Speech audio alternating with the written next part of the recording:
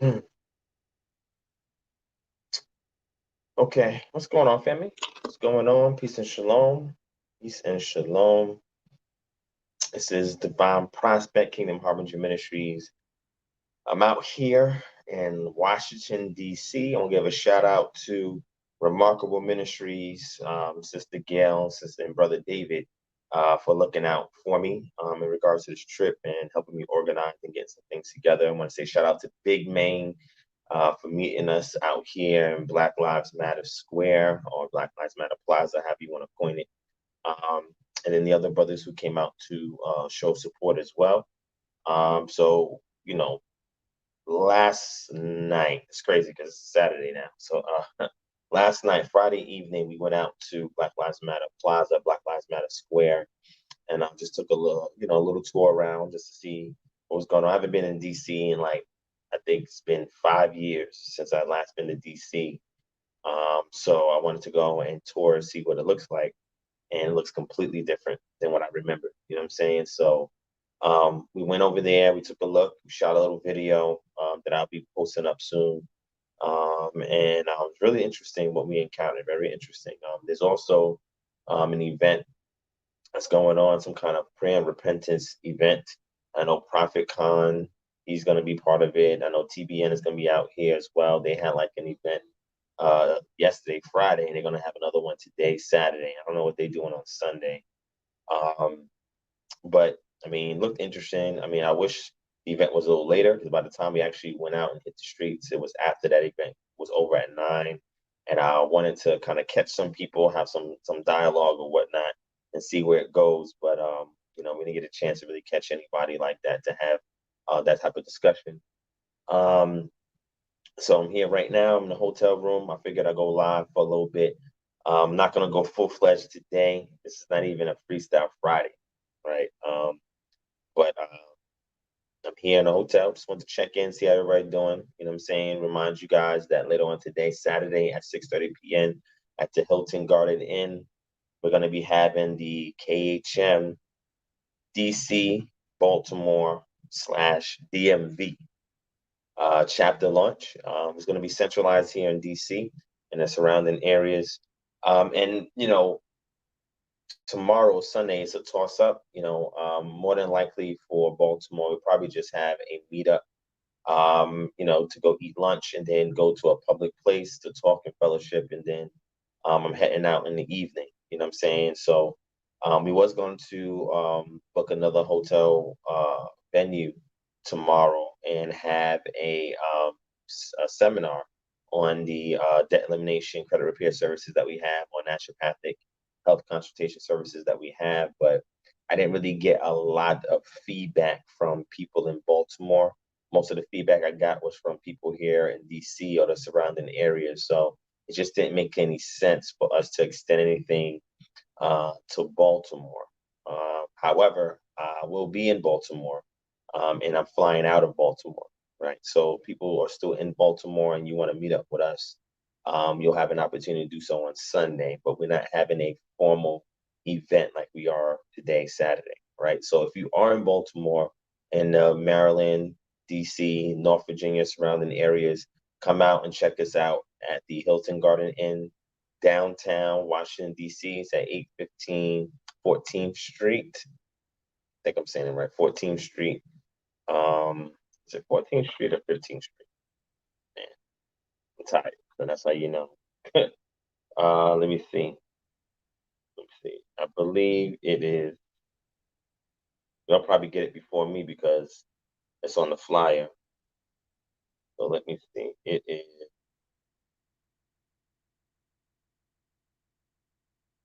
Wow. They'll probably throw it in the chat before I get to it. I think it's 15th Street. Yes, 14th Street, not 15th Street. So 815 14th Street, Northwest, Washington, D.C., 20005. All right. Sister V, I just see what you said. You said I was checking to see if you would be coming through tonight. Well, Sister V, we was downtown, Washington, D.C. We was right across from the White House and Black Lives Matter Plaza. So we was down there. I'm not sure if you came out there or not, sis. I'm not sure. Hopefully you can make it tomorrow at 6:30 p.m. when we do the event, because we'd love to meet you. I mean, it's always a pleasure to meet the people in the chat and put faces with names, you know what I'm saying? So that we can have that comradeship and we can, build more like a family, you know what I'm saying? I like that kind of family vibe with the people that support the ministry and follow this channel, you know what I'm saying? And then my brother David right there in the chat, Strong Island, keep it a buck, you know what I'm saying? Big Man, he's there too. He said it's 14th Street. Yeah, they corrected me because they know, they know. So I'm just checking on family, just letting y'all know that the event is going down. It's going to be a dynamic event. What I'm going to do is I'm going to do the typical, KHM chapter deliberation, and then we're going to have a break. And then after that, I'm going to do 2 30-minute breakout sessions for the credit repair and the health consultation, right? So if you want to come out for that, that'll be great as well, because what I'm going to do is just kind of give you guys a free consultation, right, on what to do as far as rebuilding your credit and financial literacy and financial security. And then from there, we're going to get into naturopathic health educational information. I'm going to show you guys these little pamphlets, I guess that's what you call them, laminated pamphlets that are quick guides in regards to information, in regards to health, and kind of give you the philosophy behind how we approach health from a naturopathic perspective. And then if anybody wants to patronize our services, you can do so there. Or if you want to sign up for our consultation program or affiliate program, you have an opportunity to do it there at the event. All right. So DC, you're getting a double whammy on the same day. And then on Sunday, like I said, we're going to be trying to head over to Baltimore to go eat for lunch midday and then have a fellowship. All right. So let me know, man. If y'all in the area, come through. Let's build, man. Let's have a great time. I love the DMV area. You know what I'm saying? So it's been a long time since I've been, like I said, it's been 5 years. Matter of fact, the last time I was here was when the Freddie Gray situation popped off. That was the last time I was here. That was 5 years ago. I came right to ground zero. Y'all can go back on this channel and check it out. You know what I'm saying? Right to ground zero in Baltimore.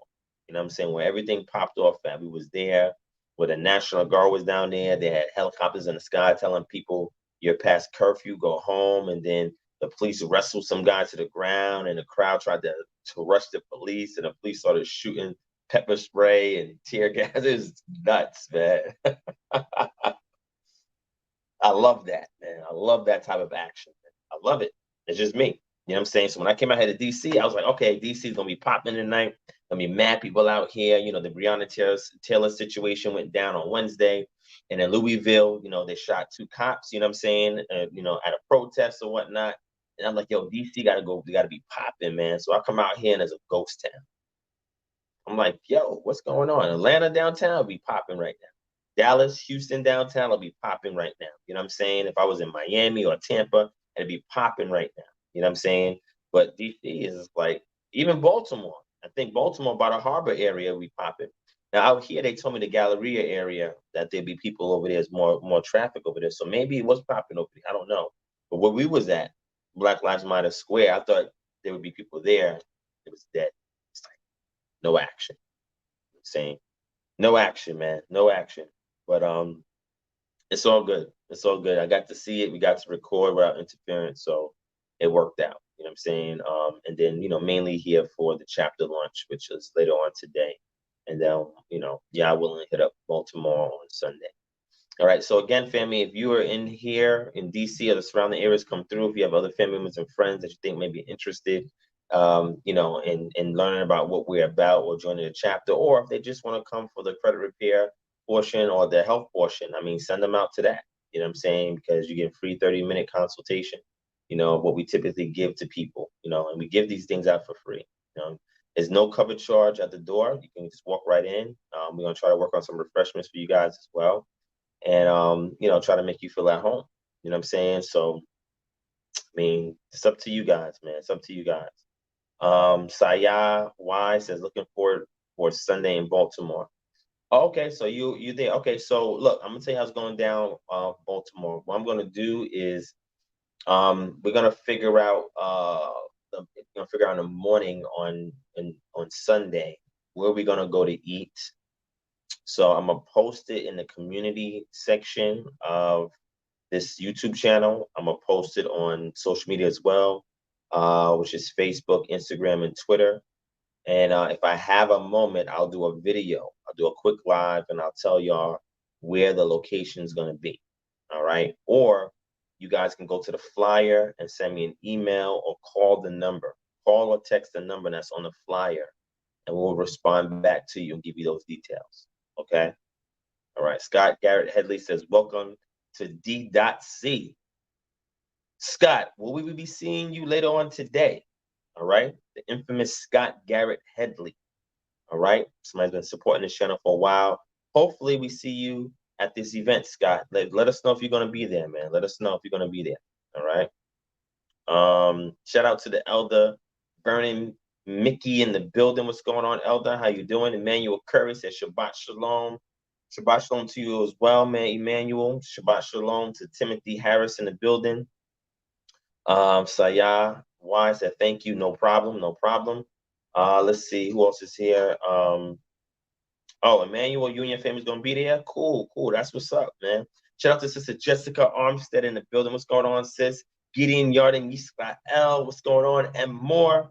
Peace, peace, Yahoo Bendora in the building. What's going on? What's going on? Ron Isa, Jetson Silencio, Alex McCaskill. I'm saying that right. My brother Chris, the Most High Child Shire Rala in the building. What's going on, man? What's going on? What's going on? What's going on? Just call me, text. What's up? What's up? Christian Mayfield. What's going on, my brother? Thomas Jackson. Sister Bina in the building. Frontline Judah. 617. Let's get it. Lucky Luke. Consuelo F. Sis, reach out to me. Reach out to me for the administrative assistance. I appreciate that. Let me see. Sharon Hammond, shout out to you as well, sis. Building up the faith of Yahusha. Man, what's up, y'all? Y'all don't know when to go to bed, man. Matthew Yahoo Ben Israel. What's going on? All right, Tracy H. Vincent Lemons. What's up, family? So we didn't do a lot of, I know a lot of people was probably expecting free stuff Friday at 11 o'clock. But I mean, you know, I was kind of telling people what we was going to do tonight. So it was going to kind of be difficult kind of pull it off. But since I'm awake, I said, let me spend an hour with y'all, chat with y'all, check in, see what's going on. LE, what's going on? El Sorry, we missed you. Please come out to the event later on today. If you can make it at 6:30 p.m. at the Hilton Garden Inn, we would love to meet you. All right. So the Royahu Bendora says, while in DC, will you be hitting up the library to view manuscripts you have time? Now, excellent question. There were several museums and libraries out here that I would love to go to, but I just won't have the time to. Now, I'll say this. If I didn't go to Baltimore, then I would use Sunday to do that. Now, I will go to whatever's open or available on Sunday. I don't know how much is open on Sunday, but the Smithsonian is down here. I wanted to do a trip at the Smithsonian Museum, but I'll probably have to come back and do that.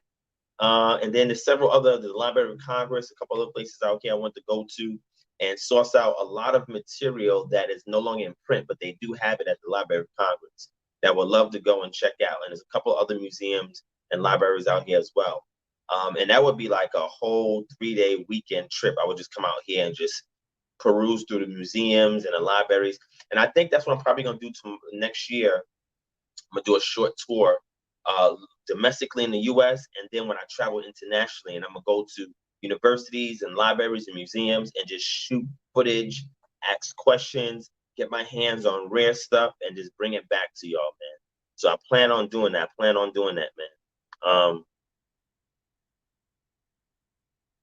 So Lucky Lou says, tune in to Big Judah for a while, waiting for the main event at KHM for all good fans. Are you talking about, when you say main event, you talking about today? Was that what you was talking about, Lucky Lou? Let me know. Let me know. Shout out to Star in the building. What's going on? FOPE up in the building. All right. Oh, man, I appreciate that, man. He says, when you're blessed with info like this, it's hard to go to sleep. All praise to the Most High. All praise to the Most High. Shout out to Black Ab in the building. What's going on? Aki, what's going on? Let's see. Yeah, Chris, send that to me. Send that to me. Definitely. If I can get them out to the event, that would be great. If I can get them out to the event. All right. So just so you guys know, I'm doing all of this live from my tablet. So I'm using my tablet for this trip as my daily driver, alongside my phone. I did not bring my laptop this time, so I will be recording the event on my phone. I won't be live streaming. And the only reason why I would not be live streaming is because the tablet has limitations, right? So simultaneously live streaming while doing the presentation from the tablet may not be effective. I tried to do some test runs. It didn't come out like I wanted it to. So I'm just going to record the event with my phone. I would live stream with my phone. However, um, it's going to be a very lengthy event, right? And my phone, I don't want it to die too prematurely. So I'm just going to record the event, and I'm going to record a couple of things behind the scenes for y'all. And then we're going to try to put it together a nice little package. All right. I have my brother Christian Mayfield in the building. He's going to do the video editing for us. So I'm going to send the footage over to him. He's going to put it together nicely for y'all.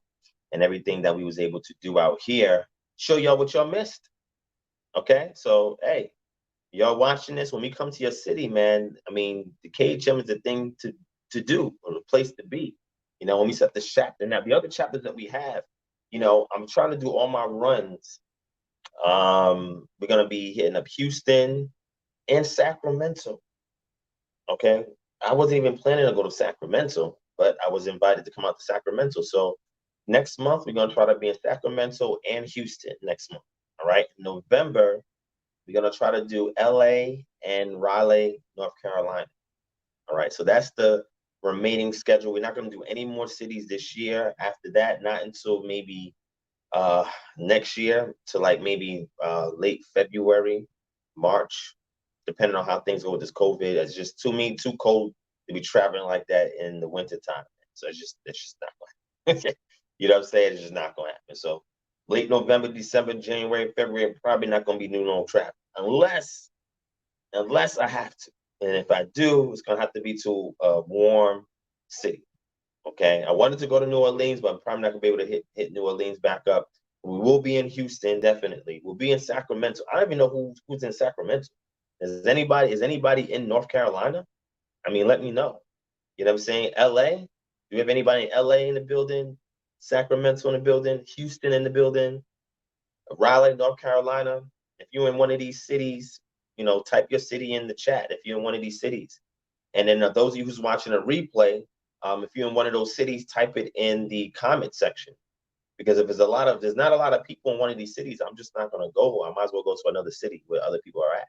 But like I said, I got 4 more cities on the list. I got Sacramento, we got Houston, we have LA, and Raleigh, North Carolina. We were supposed to be in Chicago this year. That's not happening. So unfortunately, we're not going to be in Chicago, family. I wanted to circle back and go back to Orlando. I'm not gonna be able to go to Orlando this year. We was in Dallas, we was in Orlando, we was in New Orleans last year. We in D.C. now, or the DMV area now. We was in Norfolk, Virginia. So these are all places we hitting up. So now I'm gonna tell you guys, just so you guys have a heads up, those of you who are in those cities or wondering about the KHM chapter. So I thank the Most High, because I've been seeking Him for it. Remember I told you, motion towards His will. And structuring the organization so I can handle more requests, more inquiries, more calls, more invites. And the Most High, He responded to my prayer because it was according to His will. So now I'm getting more people that are signing up to be administrators and assistants to help me handle. It's a ton of workload. Like between my phone ringing all the time, inbox messages all the time, emails all the time. I personally cannot keep up with everything by myself. It's just too difficult. You know what I'm saying? Too difficult.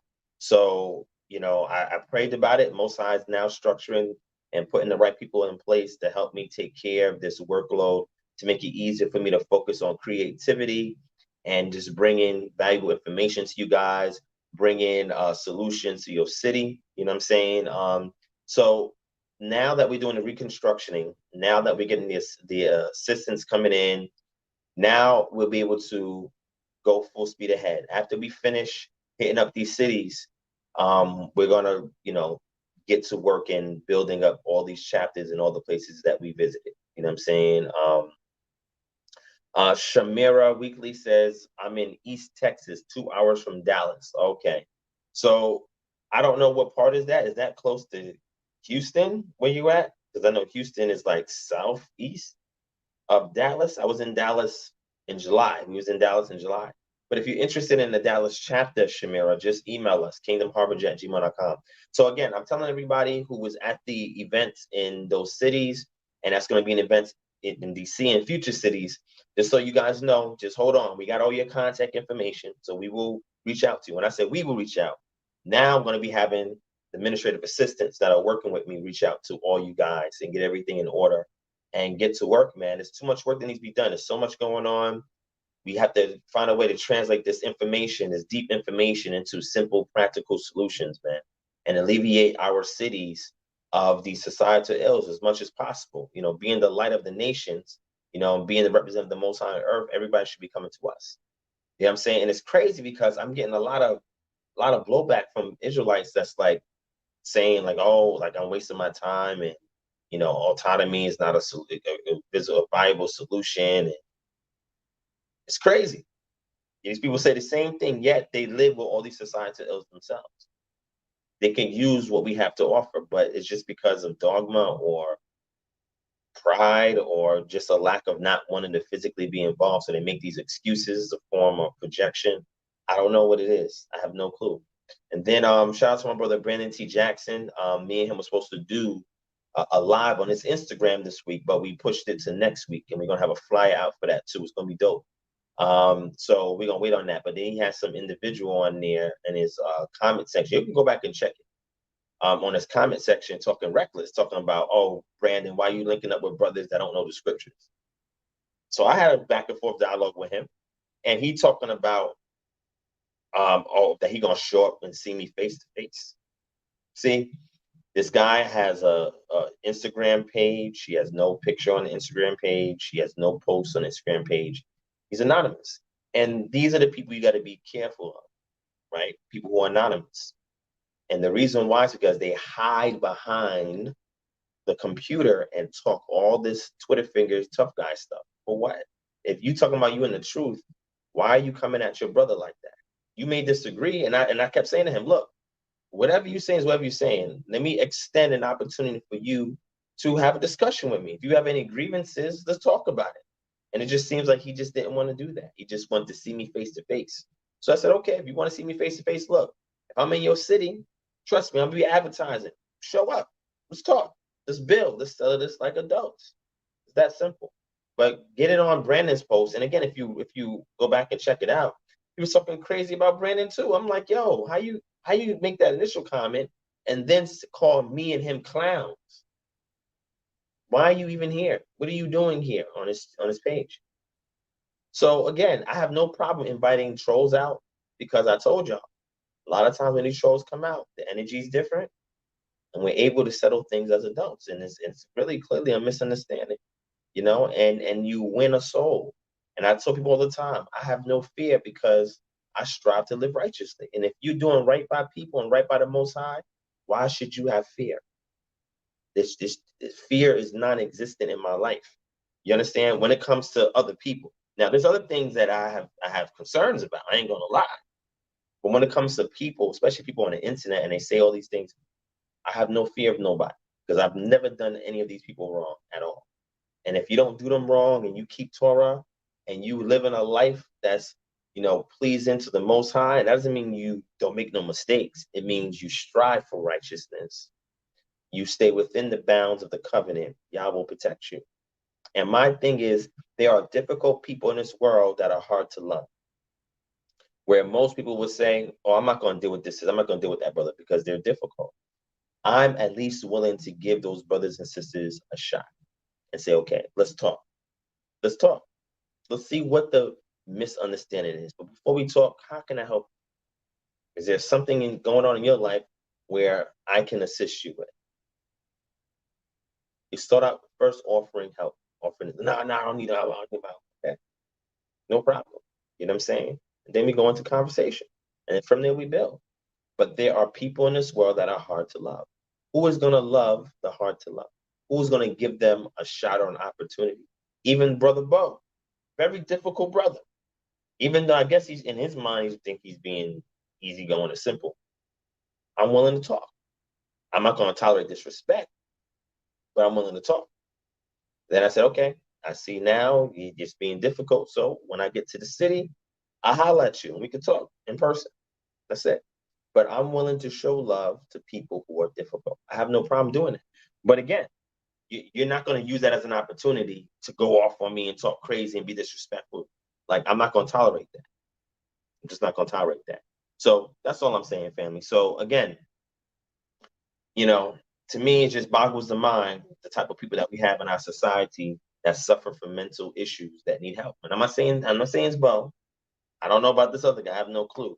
But these things are serious, and we just got to extend a hand in love initial. You know what I'm saying? Somebody's got to do it. You know what I'm saying? So shout out to my brother DB in the building. What's going on? Shout out to S. McGee. What's going on? Emmanuel Curry, brothers, continue blessing us. Most High's blessing you. Keep moving forward. Got you, that's right. But the Most High don't give us the rock of fear. I appreciate that, my brother. Thank you so much for that. Thank you so much for that. Shabbat shalom to S.E. Thompson, my brother Seth M. from Johannesburg. What's going on, my brother? What's up? King David Lucid Fire. What's going on? Yo, King David, man. Even with our disagreements, my brother, I think you are sincere, man. I don't see you as a troll. I just want to have a dialogue with you, my brother. Let me know when you're ready to talk. All right. Me and you was talking recently about solutions and so forth. So, whenever you're ready to talk, man, just let me know. The panel's open now. Even though I can't share my screen from the tablet, I can invite people on. I can still invite y'all on to have a discussion. All right. Did any of y'all shout out to Mr. Casanova. He's like, I missed it. Who Divine trying to fight now? Listen, I don't pick fights with people. You know what I'm saying? I don't pick fights with nobody. I'm an easy go. Look, ask anybody that meets me. I'm an easygoing person. I'm approachable. I'm easy to talk to. I'm down to earth.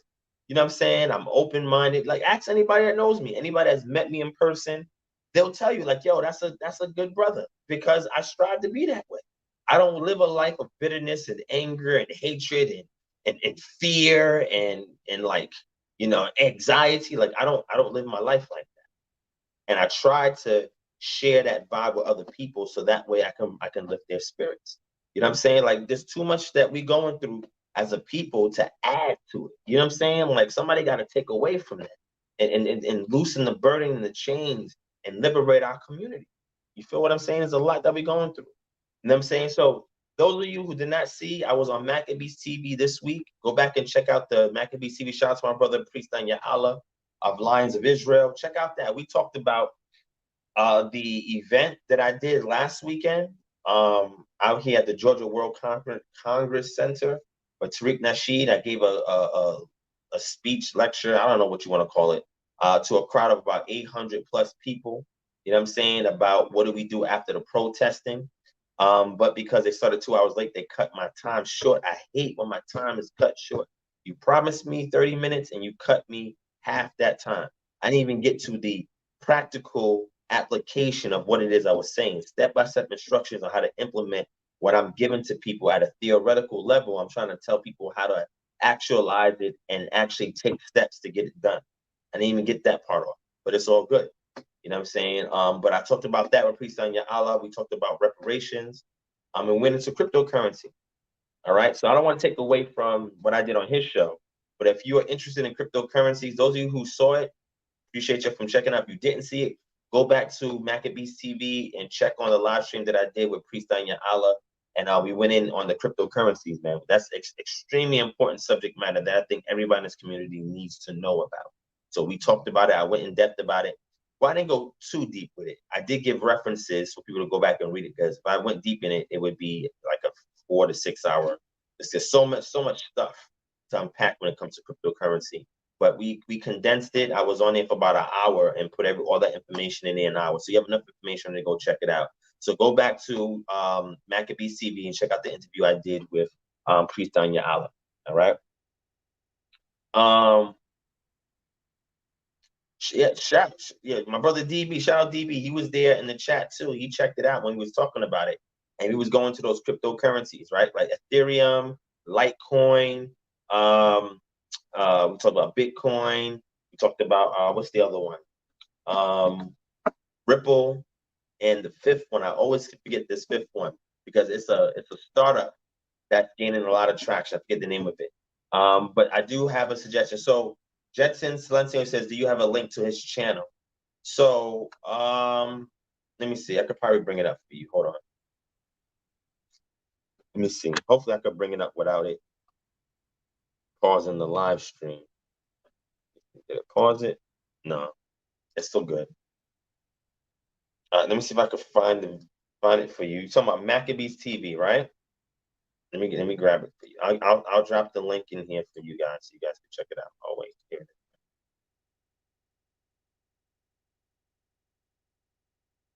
All right.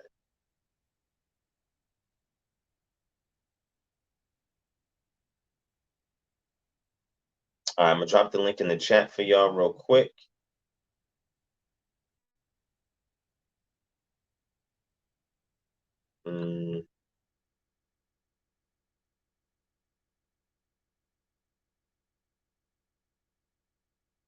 All right, here you go. Let me drop it in here for y'all. There you go. All right, so there's the link right there. Click on that, check it out. It said XRP. There you go, XRP. Check it out, man. We went into it. We went into a good enough information. And I told you guys things. I went into the dark web. I talked about how to access the dark web and what it is as far as like peer-to-peer communication, VPN, and how cryptocurrencies helped out the Turkish country Turkey. When their government had a fiat currency issue, how people put their investments in cryptocurrency and rode out, that depression that was going on there. And then we talked about how the governments are trying to co-opt with cryptocurrency and outlaw other forms of currency in their respective borders, and how in Iran cryptocurrency is illegal. And then the different types of cryptocurrencies. We went into the situation with TI, where the Securities and Exchange Commission got in on him and charged him $75,000 for him going into partnership with several other individuals who were trying to create a platform that was paid for only with cryptocurrency, and they did not deliver what they promised. So the SEC, Security Exchange Commission, got in on them. You know what I'm saying? So we went in on that. And we talked about a couple of things. So go ahead and check. You'll go back and check it out, man. I'm not going to take away from that interview I had with Priest Anyala, but go check it out if y'all missed it. Because again, there's so much information to talk about. My thing is, when it comes to Israelite culture and when it comes to just like modern day things, there's like tons of stuff to cover. So I'm just going to start covering a whole host of things going forward. Again, we're not going to lose focus of the channel, which is about, culture, community, autonomy, you know what I'm saying? And talking about restorative culture and how to implement it in the community so we can achieve autonomy, which allows us to be set apart. So Yah can receive us, we can receive him. And we don't have to be dependent on an oppressive system. You know what I'm saying? We can depend on each other, and in doing so, when this nation gets judged, we will be unaffected by it. So that is the core goal of this channel, you know what I'm saying? And secondarily to that would be, apologetics I do from time to time because it's needed, you know what I'm saying? It's not a focus of the ministry, but it's needed. Debates, I do those from time to time. Again, that's not the focus of the ministry, but it's needed. Those discussions are needed. And just anywhere else that we're needed, I just try to fill in those gaps, and in hopes of aspiring other people to take the mantle and just, find their lane, that's what we're here to do. Shout out to the gathering of Israelite nations in the Netherlands. What's going on, my brother? What's going on? Mr. Casanova, no, I did not discuss that. However, that would have been great to pull that out, but no, I did not touch on that. I probably will going forward. All right. DB said, Israel, buy BTC, please, even if you own only a little bit. Read up on it and what the technology really is. Yes. BTC, that's your Bitcoin. And you can even get fractions of it too. DB just reminded me that the value was at 10,000. I haven't gotten Bitcoin in a while. I'll be getting alternatives, but I'm gonna go back to Bitcoin. Bitcoin is extremely high. extremely high. And I know some sellers that gives it to you at a good price too, not at the market rate, a little less than the market rate for what they're going for. But yes, please invest in it, because with cryptocurrency, you can take it anywhere in the world without physically having it. You have it's a digital asset in a digital wallet, and you can just log in from any computer anywhere or your cell phone and get access to it. Okay, it has no intrinsic value because it's only real in the virtual world. However, it does have real life implications because you can utilize it to make actual transactions for tangible items in the real world. All right.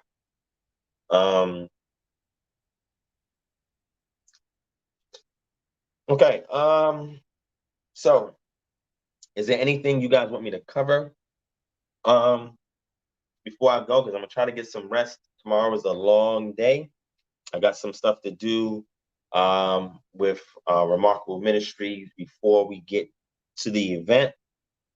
So I'm gonna try to get off this early and try to get some rest. But any of y'all got any questions, concerns, anything you want to ask real quick? Just let me know. Now remember, I cannot share my screen. So if I read something or if I tell you something, you guys are gonna have to jot it down. Or if you need me to, I could put it in the chat or the description, or just go to the Patreon, www.patreon.com. And on the Patreon is the 24/7, 365 after party. I tell you this all the time. Shout out to everybody who just recently signed up for our Patreon. We appreciate you guys for supporting the ministry. Thank you so much. Everybody in here for being in the building, sharing this video. If you're new, hit subscribe, go back, check out the archives, hit the thumbs up. There's tons of stuff to discuss, man. So I'm gonna share something with y'all real quick. Let me share something with y'all real quick. Maybe I can show you from my phone, right? Let me share something with y'all real quick. Hold up.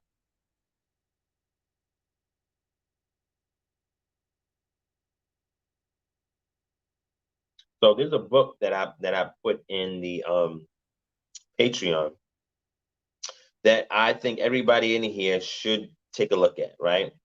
So when people ask me all the time, some of you are probably watching this, you ask me all the time, man, I'm just getting into this truth. You know, where do I start? Where do I begin? Where I start? All right. Two major things that I tell people. If you want to start in this truth to get really centered, really oriented towards the culture and really understanding what this thing is about, there's two things, right?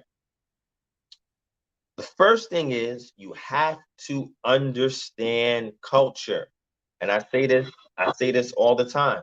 You have to understand culture.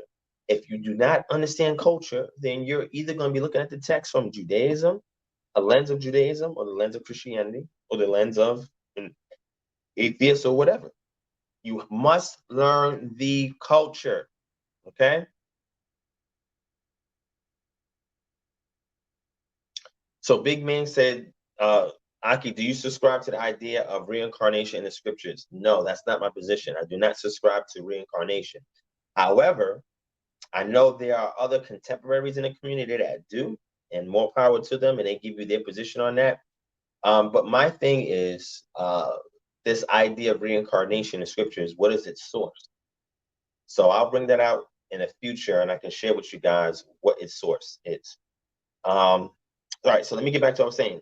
Well, before I get back to what I'm saying, it's always a million things. It's like if y'all was just in my mind, y'all would go crazy. Like all this stuff in this mind. I got tons of information in my head, man. This people say, oh, you gotta write a book. I'm like, if I write a book, I probably would never stop. There's just so much information in my mind. It's ridiculous, man. That's why I try to put it in oration form, PowerPoint form, or whatever. It's just so much stuff in my head. But let me just let you guys know what just went down recently before I get into the culture thing. And I'm gonna show you an example of what I mean. I'm gonna give you 3 sources. And again, if you want to email kingdomharbinger@gmail.com, it's in the ticker right there is the email address. Or if you're part of the Patreon, this will be in the book suggestions link and you can get access to it, right? So there was a discussion that I had this week with Jeremiah Judah and the elder Yesha. Now, Black Jesus Minister was supposed to be with Jeremiah Judah, and it was supposed to be me and a brother named Don Bird, but Don Bird was nowhere to be found. I don't know what happened to that brother. I hope he's okay. So the elder Yasha was teamed up with me. Now, me and the brother Yasha, that's a good elder. I respect that brother. That brother is astute, his stuff. We don't agree on everything 100%, but we do agree on a lot, right? So we had to take a diametrically opposed position in order to have a debate, right? So those of you who watch my series called El Shaddai, Yod He Wafe, El Elyon, Three of a Kind or One and the Same, that was like the last real lecture I did. I mean, I did the one on chauvinism, pre-Israelite perspective of chauvinism. I did that one, but that wasn't like a full-fledged lecture. It's not one of those lectures where I really go in. Like, it's been a while since I really went in with a lecture. You know what I'm saying? I think that was the last one. But I'm going to pick it back up this winter because I ain't going to be traveling like I am right now. So this winter, I'm about to go in regard. I'm going to just put mad PowerPoints together and just start going in. And then we got the Depth of Dogma series that's going to premiere on the Patreon. And then we're going to go into cultural basics. Now, I'm going to do a video I'm gonna kick it off by doing a video. It's not gonna be a live stream. It's gonna be a video I'm gonna put up. And we're gonna talk about this notion of in Israelite culture, do men eat first? Does the husband, does the father, does the male, the alpha male, does he eat first? And if so, why? I want to get into that. I touched on that in a lecture I did back in 2016 when I did Exodus 12 and 38, how many Israelites actually exited out of Egypt. And I touched on that briefly in there at the 2 hour and 40-minute mark? Is it 1 hour, 40-minute mark? I'm not sure. I'm trying to do this off the top of the dome. But in there, I touched on that, and I kept saying to myself, I want to go in depth into that. So I'm going to get in. We're going to go into table manners and customs, right, in those ancient times, okay? So we had a discussion, this tag team discussion, where we was talking about are demons real? Now, I thought we was going to talk about are hell and demons real. So just so you guys know what my position is, I made it clear when I did the live stream the other night when I was talking about that word demon, okay? What my position is. If you saw the lecture I did at the beginning of this year, I think it's the end of last year, beginning of this year, the El Shaddai, Yod He Wafe, El Elyon, Three of a Kind, One and the Same, you know my position in regards to ethereal and ontological entities. I subscribe to the fact that a divine council does exist. I subscribe to the fact that there's intermediary deities, right, or spirits, between these divine council members and human beings. There's intermediary spirits, where some people call them messengers, some people call them angels, and then sometimes they call demons, right? So I subscribe to these things. Like I attest to it. I subscribe to these things. However, there are misconceptions of these things based on the amalgamation of patristic sources that have made its way into Christianity. And then from there, medieval works that have been written, such as Dante's Inferno, that also crept into Christianity. So these early church fathers and then middle and late church fathers and medieval sources, they have created a bunch of conjecture and a bunch of imaginative things as it pertains to demons and hell and all of that. That is what I say. When we look at situations with Yeshua in the Brit Hadashah and him casting out devils. Now watch. I think I'm going to go into this. Let me go into this. I think you're going to like this because it's going to lead into culture. This is why culture is important. This connects with what I was going to say about culture. And I'm going to show you the sources. Pay attention, family. Pay attention. So, wow, I just forgot what I was going to say. Okay, wait, hold on. Let me get myself right. Hold on, let me sit up. Let me get myself right. All right. So look, check this out. So we have a situation. I'm gonna talk about the New Testament and go to the Tanakh, right? Or the Brit Hadashah. But I'm gonna show you something. Watch this. Just pay attention, right? You remember when I was having that dialogue with Black Jesus Minister, and we would touch on a very. He said, "What is an unclean spirit?" So Tamim in Hebrew has to do with something that is unclean. Okay. Watch this. Let me show you something. I say to him, and I say this to Christians all the time, why is a spirit called unclean? Why is a spirit called unclean? Okay? A lot of times, they can't even tell me why it means unclean. Okay? So, will I be able to pull anything up on my screen? I'm trying to see. So, Tamim in Hebrew means, it means whole, complete. I know I brought that up for a reason. Not unclean, whole, complete. I wanted to show you something on my screen, but again, I cannot share my screen. Maybe I could pull up my phone. Let me see. I want to show y'all something. Let me see. So tamim means complete and whole, because Yeshua was saying this whenever he healed somebody of a sickness, right? He says, your faith has made you whole. Now go and show yourself to the priest. Now, if the law was done away with, he would never tell nobody to go show yourself to a priest. The law was not done away with. And healing was done even by the priest during that time period. Did y'all know that? Did you know there's laws in regards to that? That's why there was beef with him in regards to healing. Not because he was doing something that was unusual during that time. The priests, even some Pharisees, Sadducees, they were healing people, like doing healings. And there were other people aside from Yeshua that was around that period of time that were also doing healings. And they would say, oh, that's Egyptian sorcery, and that's magic, and that's somebody that just has a pact with demons. So watch this. Watch this. So tameh means unclean. And I said, what's a tameh? Spirit. You know what I'm saying? Which would be ruach. What is that? In their mind, I said, oh, a tameh, unclean spirit, is a sinful spirit. I'm like, no. When that word tameh is used in Hebrew, and then we have the Greek equivalent, it is referring to something that Gentiles do by custom that Israelites are not allowed to do, because Israelites are within a, oh, they say I'm frozen. Am I back? Did y'all hear me? Did I go out? Shout out to Hubert in the building. Shush, what's going on? Am I back? Let me know if I'm back, family. I'm sorry. Let me know if I'm back. I'm about to go in. Let me know if I'm back. I'm good? All right, cool. All right, so let me go back. Let me rewind. All right, look. So I was asking him, what is an unclean spirit, right? Explain to us what an unclean spirit is. And make sure, family, hit 1 if the audio and video is fine. Hit 1 if the audio and video is fine. I'm doing this off of 4G LTE on my tablet. All right, so hit 1 if everything's fine. Okay, you say you can hear me, just the screen was frozen. Okay, no problem, all right? So I said, what's an unclean spirit? Explain to us what an unclean spirit is.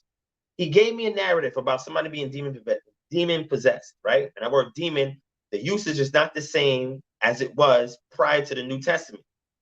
That connotation for demon that it has today came from early church fathers, starting with Justin Martyr. Remember, I teach you all the time.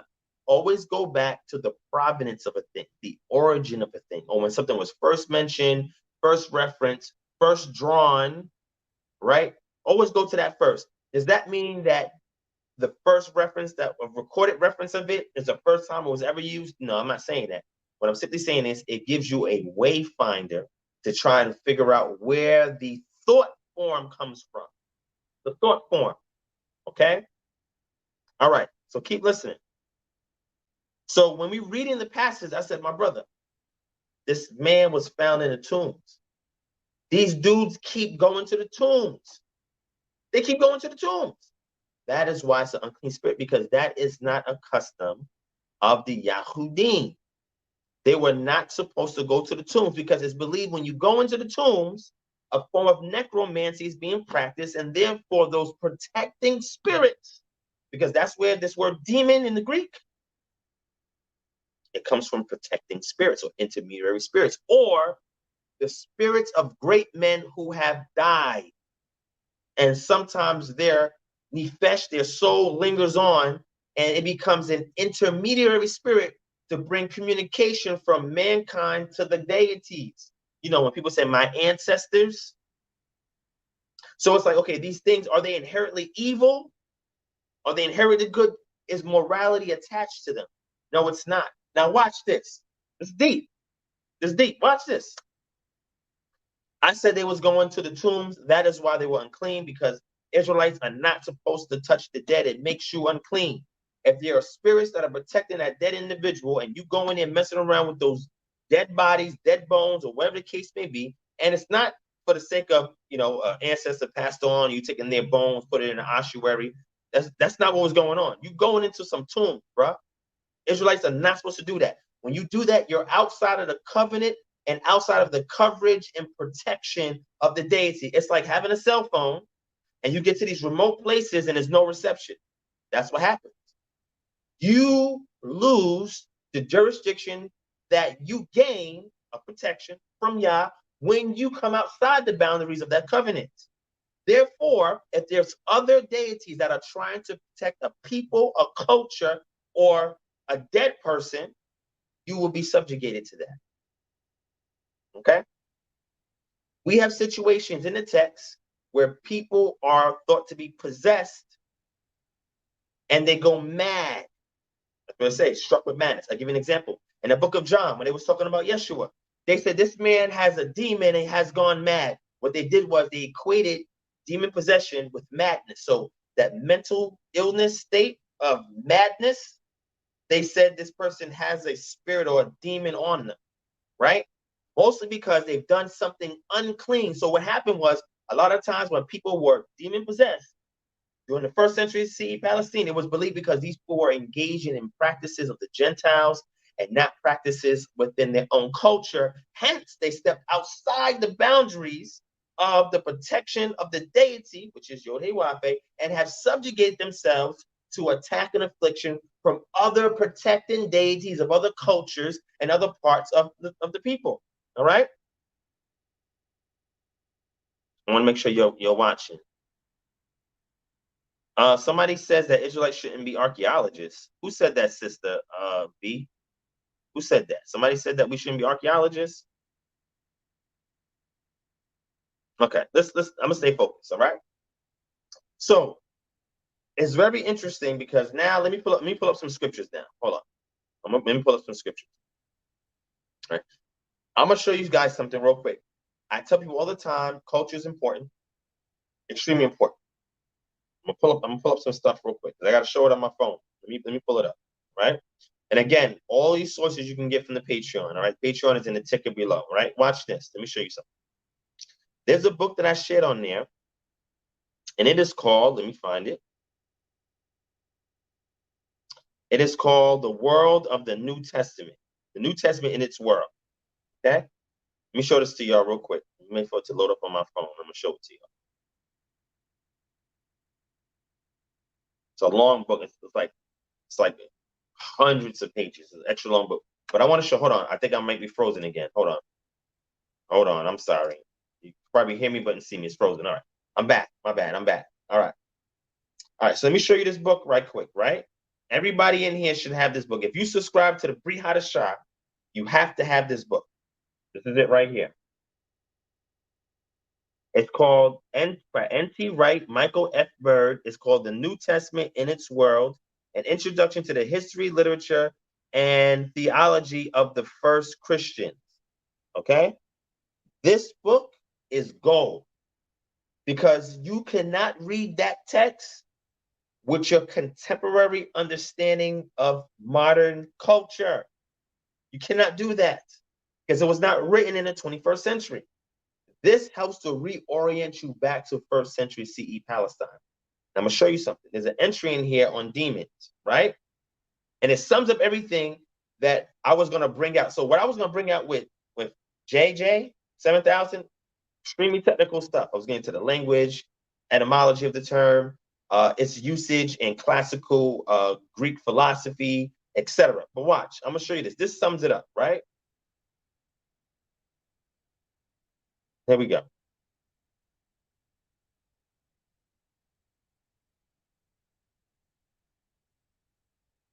Hold on, let me pull it up on here. Let me pull it up on here.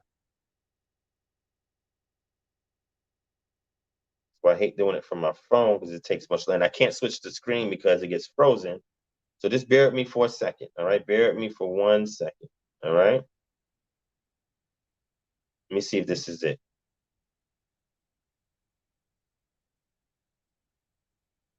I want to show y'all this in this book.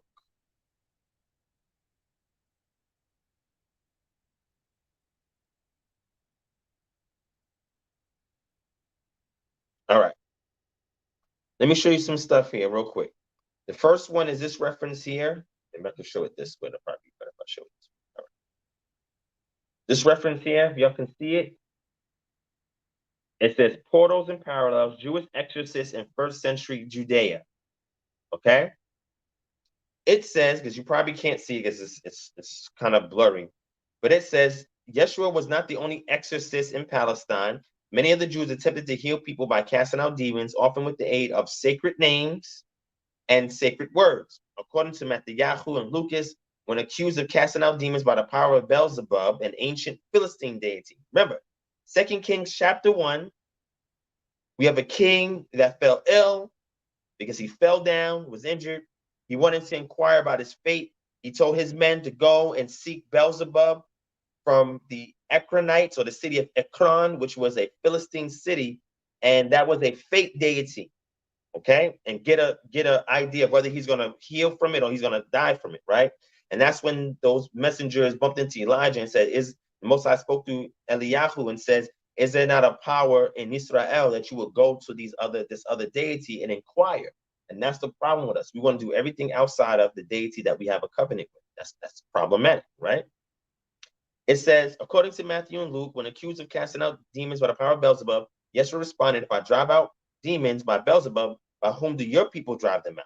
Yeshua was, of course, implying that it was hypocritical to accuse him of being in league with the Hashatan, the adversary, for what he does when other contemporaries are doing the exact same thing. Josephus records an interesting account of a certain Eleazar who, using the incantations of Solomon, from the lesser key of Solomon, you have the greater key of Solomon and the lesser key of Solomon, and the Baras root could draw out a demon through a person's nostrils. Now, this is not nothing that's unusual.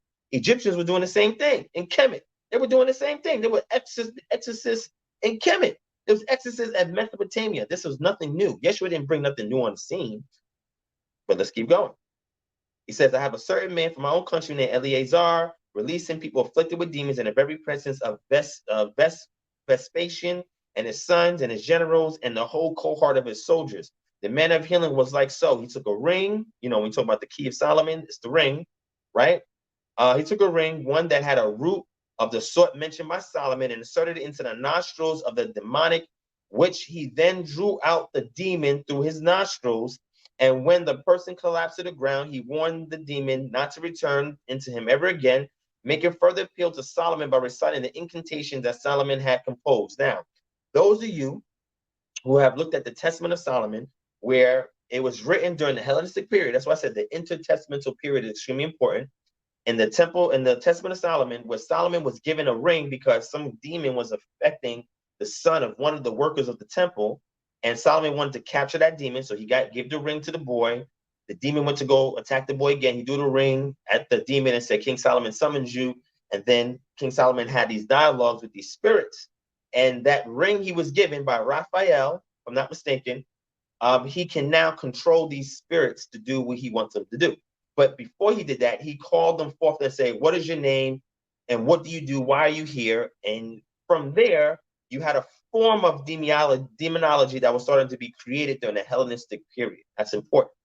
So it lasted all the way up until the time of Josephus, where he's now putting this in his own works, where he's speaking about an Eleazar, individual name, and from the antiquities of the Jews, from his work.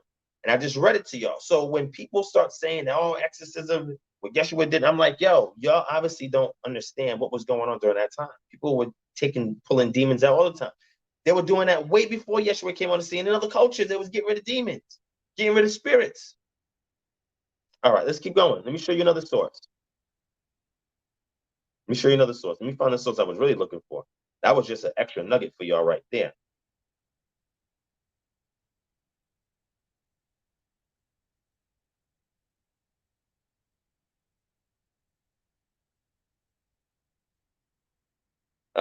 This is why I wish that I was able to show you on my screen. This is extra work on my phone. Let me see if this works. Can I do it like this? Let's see.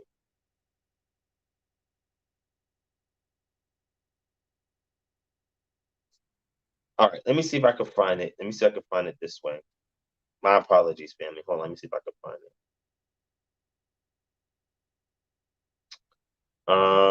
Mind you, this This book has 2,364 pages. So I'm going through 2,364 pages. Did I read this entire book? No, I haven't. But I have read about 1,600 pages. I ain't finished it, though. It's a long read, but it's extremely intriguing because I love culture, right? I can't find it here. I might have to show y'all when I get back next week, because I'm not trying to go through 2,000 pages. All right. Nevertheless, I'll just sum it up for you. So in the times past, when other Greek philosophers were using that term that we call demon, it was referring to intermediary deities. Matter of fact, Josephus calls the Most High a demon. You're gonna be like, what? Yeah, son. I'll bring the reference out for you. I'll bring it up. If you go back to the Patreon, I put an article out that talks about the word demon in the book of Luke and Acts, and he breaks it down in there as well. Yes, because it did not have the same connotation when it was being used the way it was being used in the Brit Hadashah. Remember, the Brit Hadashah was written, right? The Synoptic Gospels was written after the destruction of the temple. Keep that in mind. Pauline epistles is believed to be have written before the destruction of the temple, with the exception of the pastoral epistles, because those, they don't know if Paul actually wrote those or not. Nobody knows if he wrote them. We don't, right? And then also you have the book of John that was written after the destruction of the temple. You have the book of Revelations and the book of 1st and 2nd and 3rd John that was written also after the destruction of the temple. So most of what you call the Brit Hadashah, not most of it, because Paul's epistles equates to most of it, but a good portion of it was written after the destruction of the temple. So now you got to look at the evolution of this idea, right, that was used in Greek, that these individuals in first century CE Palestine spoke Aramaic. So if a story or an understanding of something that they had to be then translated to a Greek word equivalent, it took on certain connotations over time, especially during the apologist period. So the second generation of church fathers were the apologist fathers, which Justin Martyr was one of them. And he started to equate the fallen angels and Enoch to demons. And he's the one that said that any reference that we see of demon in the New Testament refers to something that's inherently wicked and evil, and it works for Satan.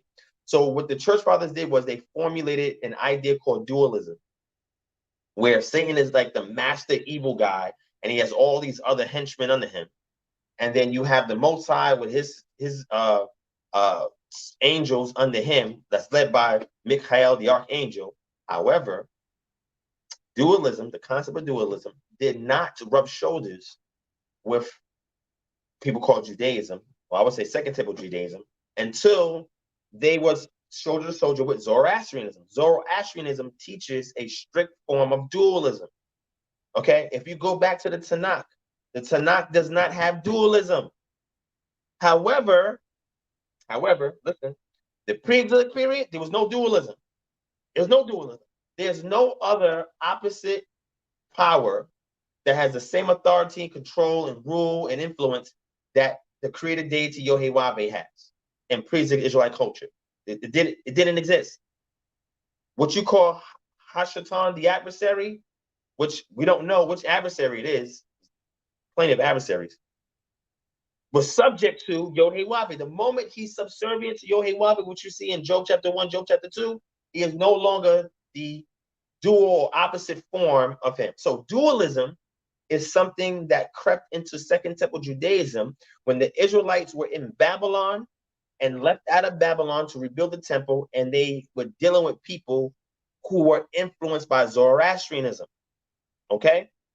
So this dualism concept was not resurged or resurrected until the patristic fathers came on the scene using the Brit Hadashah and applying this dualistic conception to it, right? Because you have these things such as Ashatan being an antagonistic entity that we see even up into the book of Revelation. But if we go back to the Tanakh, and I'm trying to show you this for a reason, because you got to look at the development of these things. And you got to look at outside the culture, because these people were not speaking Greek. They were not thinking in Greek. They were not Hellenized. Now, Paul, Shaul, on the other hand, a little different. Because, he spoke Greek and he, maneuvered and stuff. Even Luke was his man. He's believed to be a Gentile physician who spoke Greek, whatever the case may be. When we look at the Gospel of Luke, it's written in very well written Greek. It's just good Greek. When you go to Mark, it's kind of rough Greek. You go to Luke, it's excellent Greek. Like, oh wow. So you can tell whoever was the author of that, not necessarily the scribe, whoever authored that was well knowledgeable of the Greek language. So it will reflect the physician who would be somebody who was educated enough to write good Greek, as opposed to somebody like Mark, who said that his gospel comes from Cephas or Peter, and Peter wasn't, literate as far as we know, as far as, being able to write or even read. I don't know if he can read or write. We don't know. I have no clue. That does not mean he's not intelligent. That does not mean that he cannot be chosen to do stuff. But the stuff that is going to be written from what he talks about is going to be in rough Greek, because more than likely that was not the original language it was written in. Now, somebody like Matthew falls in between Mark and Luke in regards to the Greek in it, but there's so many Aramaisms in it, we know that it was not originally penned in Greek. It's translated in Greek, but so many Aramaisms is in it. It's just not we just know the original author did not write that in Greek. Okay. So I say this to say, when we go back to the Tanakh, we see in Leviticus chapter 17, verse 7, we bring it up. Again, I can't do it on the screen. And I'm not gonna hold you up for too long. I'm not gonna hold you up for too long. So just call me Tech said, this is why I have a problem with the New Testament. There's no issue that you should have with the New Testament. Now, you don't have to subscribe to it. And that's fine. And again, I don't proselytize anybody to subscribe to it. But what I'm simply saying is, there are misconceptions of the Brit Hadashah simply because we're being taught it by Christians and Jews commenting on it. They're not looking at it from the perspective that I share from. This is why I tell you, you got to understand the intertestamental period. You got to understand some Greek, and looking at, things translated into the Greek. That's why the Septuagint is extremely important. And finding clues, the Syriac, which is Middle Aramaic, is also important in finding clues to understanding this Brit Hadashah. You also got to learn the culture and the history of 1st century CE Palestine. And all that stuff can be done. You have to understand the oral traditions and what Yeshua was doing midrash on when he was making references to things in the Tanakh. You know what I'm saying? And then given his halakha in regards to divorce, in regards to the Sabbath, in regards to things of that nature, it takes research and study in order for you to understand not just the Brit Hadashah, but also the Tanakh. Most people have misconceptions of the Tanakh because they're not looking at it from a cultural foundation and building up. They're not looking at it like that. So let's go to Leviticus chapter 17. I'm going to show you something that's real quick, that's important, right? It says here, now listen to this. I'm going to read it in King James, okay? And they shall no more offer their sacrifices unto devils, after whom they have gone a whoring. This shall be a statute forever unto them throughout their generation, right? So let me go ahead and get I'll do the NKJV. All right. It says, they shall no more offer their sacrifice to demons. And if you go to the New King James Version, which is a critical edition Bible, which means certain words are going to have footnotes on them, or head notes, or whatever you want to call them, references that point you back to the bottom. That's what a critical edition Bible is. And in here, you have one that goes to B, and it goes into the word goat or satir, which is important. This is how I tripped up your boy Jeremiah Judah. Now remember, I'm playing the other side. Not that I'm an extremist to say demons don't exist. I'm saying you have a misconception of what this is, and I gotta kind of walk you through it and explain it. He uses Leviticus chapter 17, verse 7. Please, family, never use that to say this means demons. That's not what that's talking about. That's not talking about a demon. It says, they shall no longer make sacrifices to demons, after whom they played the harlot. This shall be a statute forever for them throughout their generation. Okay? Now, watch this. When you go back to that word there, in the Hebrew, let me pull it up here. In the Hebrew, it says, Welo yisbehu od et zibbehem la se'erim asher hem zonim acharehem hukok hukat olam titye zot lachem le doratam. Now, here's the word here. Again, the word for demons, right? Las se'erim. Now, what is that word, las se'erim? The root word is sa'ir or se'ir. What is Seir? I said to him, do you know what Mount Seir is? Where's Mount Seir? Mount Seir is near where Mount Sinai is, in the northwest area of Arabia, where the Israelites sojourned for 40 years. Not in the Sinai Peninsula, but northwest Arabia. And you have Mount Seir. The Horites used to live there, and they were dispossessed by the Edomites, and the Edomites resided there. Remember, again, this is how you got to go back and look at things called a eponymous ancestor. When we look at Esau, Esau was hairy, right? He was hairy. He was a man of the field. And it just so happens that his ancestors, his descendants, they went and they possessed Seir. Do you know what Seir means? Hairy, rugged, because it's a reminder of the goat. There were goats that were able to jump on cliffs, jump on mountains. Out here in North America, out west, you have these goats that jump on cliffs, and they're able to climb up this little mountain with just their hoofs, and able to dig their hoofs into the tiniest ridges and make their way all up to the mountain.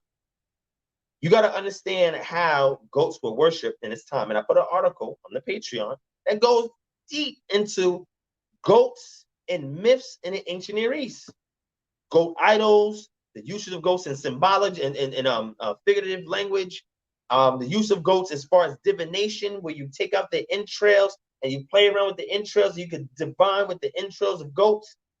When I understand that people in our community don't have knowledge of this, when they're interpreting something, it's like, I asked them, I said, brother, can you go and tell me what the Hebrew word for goat? I ain't gonna tell you that. You tell me what it is. No, my brother, I'm asking you to tell me what that means.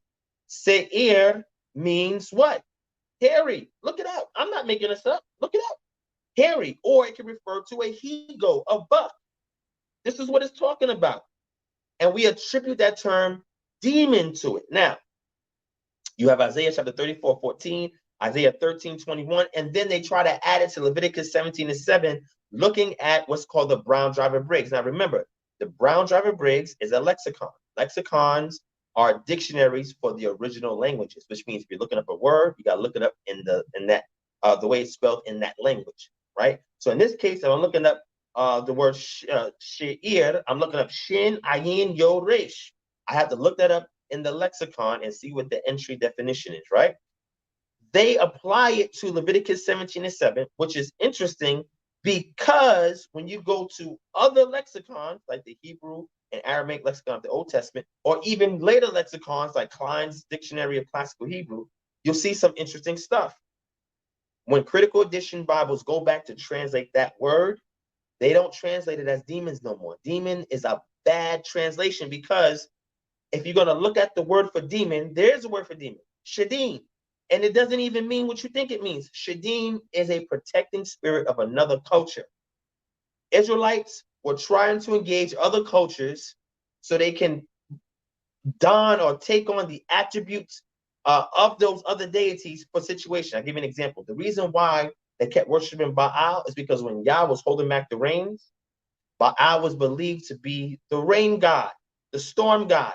So they will go and engage in the customs of that culture because their God is not dealing with them because of their disobedience and them breaking the covenant. So now they're trying to go on to Baal and get Baal to do things on their behalf that only Yod-Heh-Wav has the power to do for Israel. So they stepped outside the bounds of their jurisdiction, and now they're subjugating themselves to those other nations. So now Yah says, I'm going to keep cutting you off, playing the whore. When you go into a critical edition Bible, they do not translate that as demons. You can't translate sherim and shadim as the same word demon. It doesn't go like that. The word shadim, the root word shed, goes back to shedu in the Assyrian, and that means a protecting spirit, i.e. the bull colossus. It's deep. It is a spirit that protects another culture. When you violate the covenant with your deity and you step over the boundaries into another protecting spirit of another culture, Now you have pulled yourself out of the jurisdiction and protection from your deity, and now you're subjugated to whatever those other deities want to do. Sometimes they want to accept it. They want to afflict you and do other things harm to you. Okay. So this keep going. So reckless, I was going to get into that, but you brought it out already. But let's keep going. Keep going. So the fact that Esau was considered hairy, a man of the field, and rugged, and his descendants lived on Mount Seir, and Seir means rugged or like a goat, hairy. Deep. It's deep. That's why I say you gotta look at the eponymous ancestor. Like, why did Esau have all of these features and all of these attributes? And then we see the place that he went is called Mount Seir, because Mount Seir is a place where it's rugged and where there's grass, makes the rocks and mountainous areas over there look hairy. And then sometimes there will be goats that will be brought there to pasture along those regions. You got to understand, and we see the goat. Goats were worshipped, and goats represented certain deities. So what I was trying to explain to him, that they were sacrificing unto goat-type idols. Either the goats themselves they were sacrificing unto, because the goats were also believed to be messengers to the deities, or idols fashioned after goats. Now, he mentioned Baphomet. I told the brother, Baphomet, the image of Baphomet we see today, did not exist in Iron Age Israel. If it does, please show me a primary artifact in the material culture of a Baphomet. Now, if you want to say that these goat idols later on evolved into the Baphomet, I said, okay, cool. But the Baphomet term did not exist at that time. So let me show you something, right? Keep this in mind. So this is demystifying all this dogma. Christians read that, oh, they sacrifice the demons. There, go right there. And I'm like, wait, learn the language. What does it say there? You know what? Go to a critical edition Bible. You reading the King James? Go to a critical edition Bible. See if they translate it. You know what they translate it as? Goat idols. Goats. Goat idols. That's what they translate it as. Even the ESV says goat demons. The word goat is there. He says, oh, they sacrifice the goats. You bugging out. Yeah, bro. Let me show you this. Let me show you another article real quick, right? Culture is important. And I'm going to give you some more books that get you into the culture. Because once you understand the culture, then the second thing as an Israelite is, okay, how does this Israelite culture pertain to me being an African in diaspora in America? Or some people say so-called African, other African diaspora in America. Well, if you're going to side with your Israelite conviction and side with the Israelite identity, you must know the culture, because that's what sets you apart. A Black American culture is not going to set you apart. It's still secular. This is why I asked these Christian apologists, would you rather engage in Black culture or Torah culture? Which one is closer to the Most High? Okay. All right. Shout out to Divine Brown in the building. What's going on, sis? Shout out to Andre Daniels in the building. King David, Lucifer. Yes, dogs were worshipped, and so were cats. Cats were worshipped as well in ancient Kemet. But we're talking about goats here today. Mr. Blacktastic. See, YOLO woke in here. All right, look. So let me go into this article, right? Again, y'all can check this out. If you're on the Patreon, you can check this out, okay? It's in the article suggestion section, all right? Let me show you this real quick, right? Check this out. Check this article out. Dope article, right? I'm going to show you something, right? Here's the article right here. And this is a short article. It's not that long. I think it's only like 21 pages, right? All right, this is the article right here so y'all can see, right? It's called Goats in the Ancient Near East and Their Relationship with Mythology, Fairy Tale, and Folklore of These Cultures, okay? So it says this study investigates the role of goats in the myths and folklore of various ancient Near Eastern cultures. Images and artifacts and metaphors are direct reference to goats in text, the primary sources in the study, from the geographic area of Mesopotamia, Sumer, Akkad, Anatolia, and ancient Iran, Elam, were studied. Secondary sources provided the context within which the sources occurred. When images and references to goats occur, their meaning and relationship to belief systems or their underlying motifs within the ancient Aries cultures are identified, categorized, and discussed.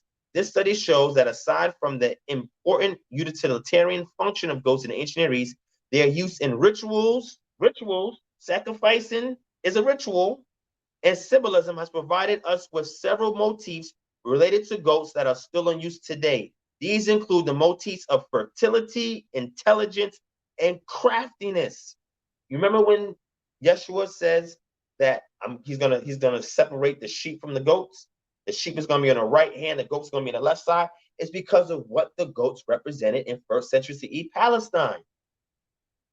You have to understand the culture, and it connects you back to the sacrificing to a goat idol, or maybe even the goats themselves. And remember, the goats, you have sheep, the scapegoat. The goats are also used in Leviticus chapter 16, and one is designated for Azazel. A goat is sent out to the wilderness, and that goat represents Azazel. And one goat is representative of the Most High, where the children of Israel is able to cast their sins on and get sacrificed. If you don't understand why goats are being used, you're not going to even understand Yom Kippur. Maybe I should do that lesson on Yom Kippur. You want me to do a lesson on Yom Kippur where I talk about the symbolism of goats and why the goat was chosen? It's going to blow your mind, man. It's going to blow your mind. All right, I'm gonna pull out. There's something here I want to read to y'all real quick. Hold on. Let me read something to y'all real quick. Oh, matter of fact, before I read it, let me show you some stuff, right? Let me show you some of these goat idols, right? There's one right here. You see this? Okay. This is an Elamite mountain goat from Susa. Remember, I was telling him about the mountain goats. There were goats that were able to scale mountains and jump from mountain to mountain, and that was believed to be a divine act. And they believed that the goats had access to the deities. They was able to climb up these steeps. Like, how do goats do that? Okay, let me keep going. Excuse my passion. Sometimes I get a little into it. I'm gonna scale back a little bit, right? Let me show you some more of these goat images.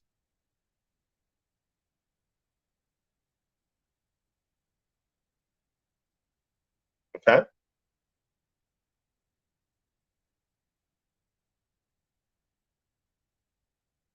Let me see if I can find what I want to read to you real quick. Is this one?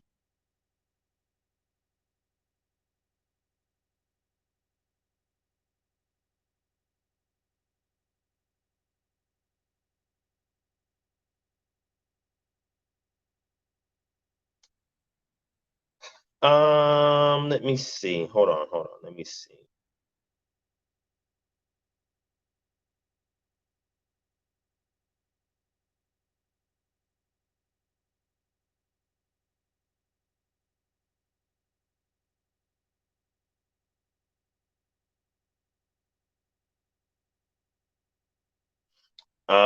Let's see. All right, let me just read this. I'm just gonna read the conclusion for y'all. Okay. Is somebody asking me, can we drink camel milk? Let me ask you a question. Are camels believed to be tameh? If you can answer that question, then if you want to go and put your mouth on the udder of a camel and suckle from it, you're more than welcome to do that. All right, inalienable rights, you're more than welcome to do that. All right, so go ahead and get you, find you a camel somewhere, and you can suck the milk out of that and drink it. Or they have it canned in some countries in the so-called Middle East as well. So if you want to drink camel milk, that's on you. Okay, I mean, anyway, so I'm gonna read this, right? The depiction of goats in art and literature of the ancient Near East cultures provides us with a means to understand man's attitude towards goats during this period in time. From the resources used, it is clear that goats fulfilled an immensely important utilitarian function. All right. The use of goats in ritual and symbolism has provided us with many motifs related to goats that are still in use today. These include the motifs of fertility, intelligence, and craftiness. Okay. It says, from all accounts, Inki, or Ie, was a benevolent god, always available to solve problems and often assisting mankind to avert extinction. This imagery associated with Inki Ie, as is the sacred tree, the sweet waters, the apotropaic Sahur Masu, and ultimately the goat, communicates Inki as a symbol of life and an averter of evil. These are powerfully hopeful and positive images, right? And remember, Inki Ie comes from ancient Sumer, and ancient Sumer's culture has tentacles in a lot of the cultures in the Mesopotamian region, and he was represented also by the goat. Why? Because goats are very intelligent creatures. And I'm going to show you something else. I'm going to go to another source. It's deep. It doesn't just limit it to Inki Ie, but it's also talking to other deities outside of that deity who the goat represents based on craftiness, intelligence, and fertility. These are the three major things that goats were known for, as well as being great climbers. Okay? All right. So look, I'm gonna show you another source, right? Check this out.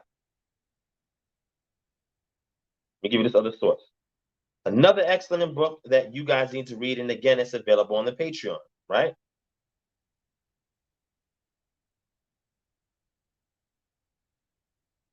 Okay, my bonus charge is great. All right, check this out. And I'm gonna close off in a few minutes, right? This is the name of the book. Everybody should have this book. It's called Bedouin Culture in the Bible. All right. This is an excellent book. Excellent book. Okay. Excellent book. If you want to know how the Israelites really lived, the guy that is the author lived amongst the Bedouin in the Negev Desert, which is south of Israel, for X amount of years and picked up their cultures, their traditions, and it helped them to understand what he was reading in the Bible. All right, check this out.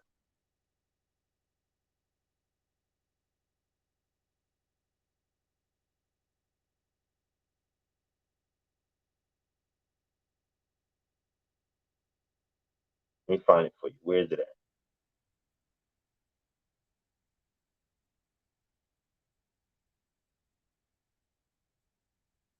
Let me see if I can find it real quick. See, I don't have none of my notes on my phone. Everything's on my tablet, but I can't even show you my tablet.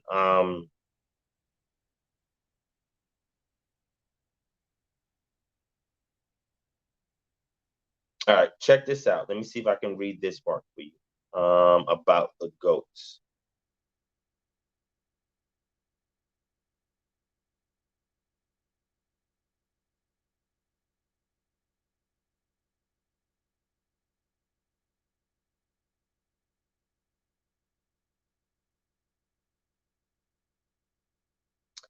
Should I use this one? So this one here, it talks about the usage of goats and goat skin and hair in the scriptures, right? Where it talks about Isaac, Rebecca, it talks about Esau, and it also goes into Abimelech, right? But I'm trying to find, let me see if I can find, it goes into,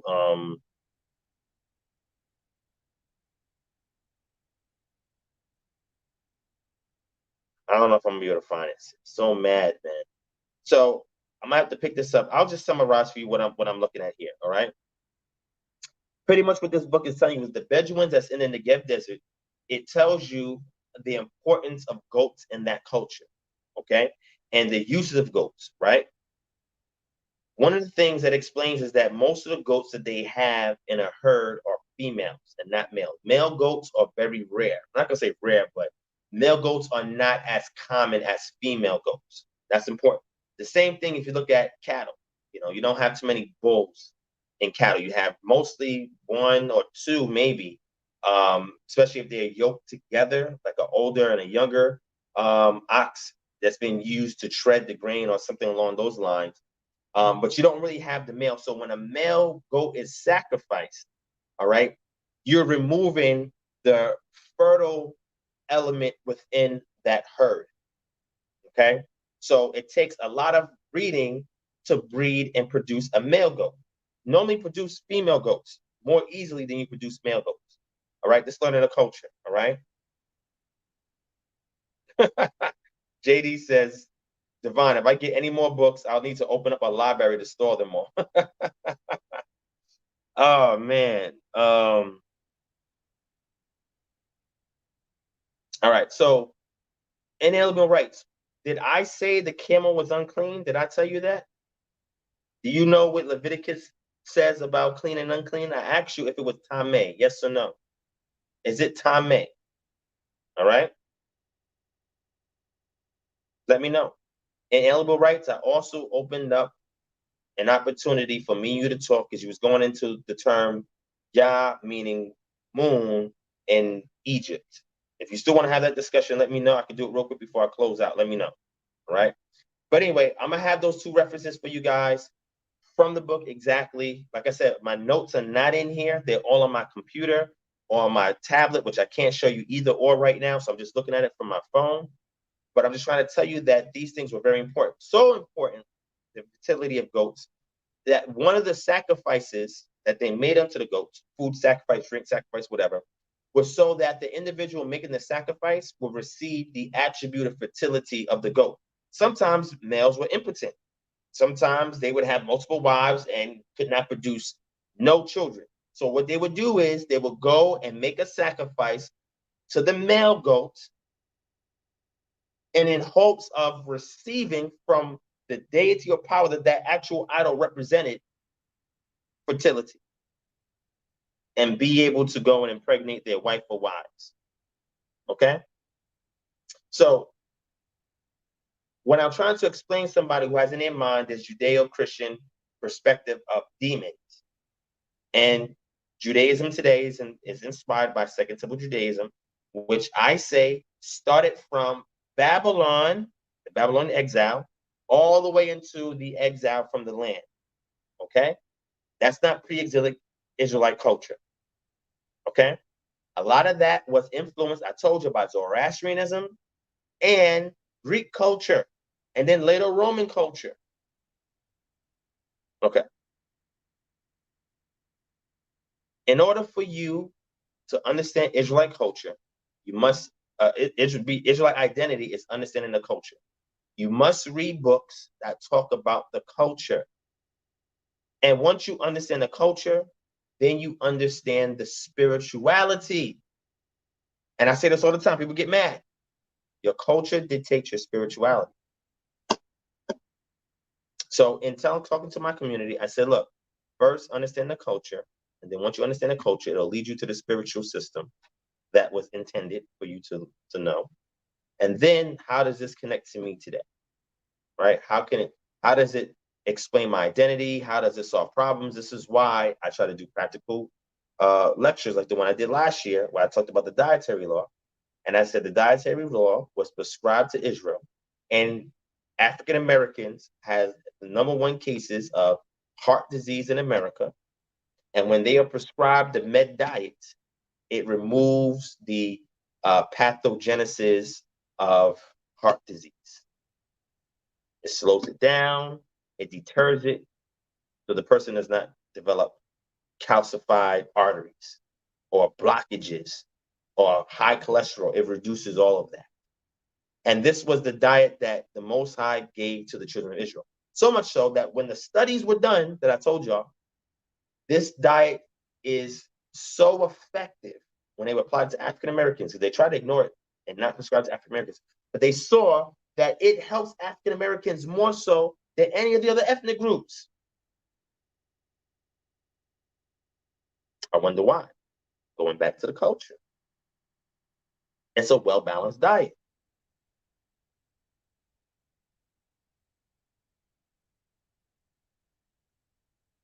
Fat infant. Nobody really ate camels like that unless they had no choice. Camels was your mode of transportation. You don't just hack up and eat a camel. You don't have millions of camels. In times past, you had, domestication of camels, and then, what's called the dromedary. And then you had dromedaries in caravans, but you don't see that as common anymore. right? But nobody was going around hacking camels and eating camels unless they had to. Now, did people drink camel milk? Yeah, some people did drink camel milk. I'm not going to say they didn't. But was that part of Israelite culture? No, Israelites were not drinking camel milk. Israelites were not hacking up camels and eating camel. When we go into the material culture through excavational finds, right? We don't see any camels there as being a staple food amongst the Israelites. So if other groups ate camels, then that's their culture. We're not replicating that over here. So why is he bringing this up? I don't understand. So Reni Saju says, please pray for my family and children from Bihar, India. Do the 5. If that's a legit request, then yes, we will pray that you and your children motion towards the will of the Most High, not to any other deity. You understand what that means? Motion towards the will of the Most High? That's what we're going to speak about. All right.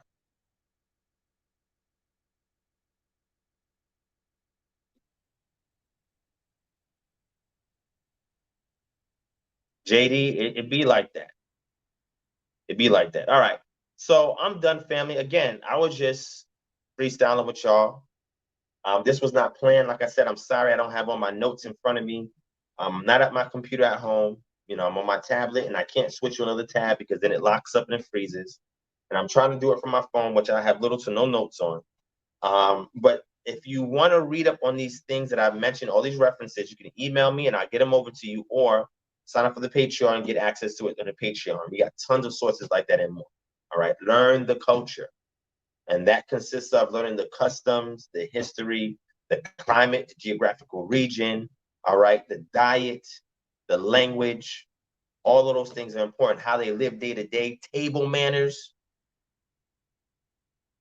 Did the men eat first? The only men that ate first, right, were the men that were soldiers. If a man was not a soldier, he ate just like the rest of the family. If he was not on the front lines in some way, shape, or form, whether as a leader, elder, a leader, a soldier, he ate just like everybody else. But if he was a leader, an elder, or if he was a soldier, then he would be given the biggest portion. And the main reason why the male soldiers were given big portions is so that they can have the calories to fight a war. At any given time, while it was in the wilderness, they kept having these skirmishes. So they made sure that the man got the lion's share and he ate first, so that after his meal, if they had to go to war, he'd have enough calories in order to have the energy that he needed to go and fight. And I'll bring that out when I do the video. All right? Okay.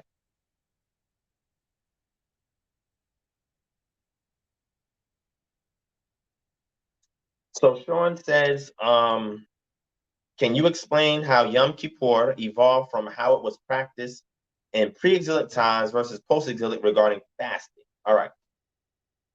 So when we look up this word, this phrase, well, I can't look it up on my tablet because I can't switch over.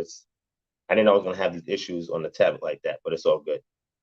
If we look up Leviticus Chapter 23, where it goes into the feast days, right? So let's pull it up real quick. Let me pull it up.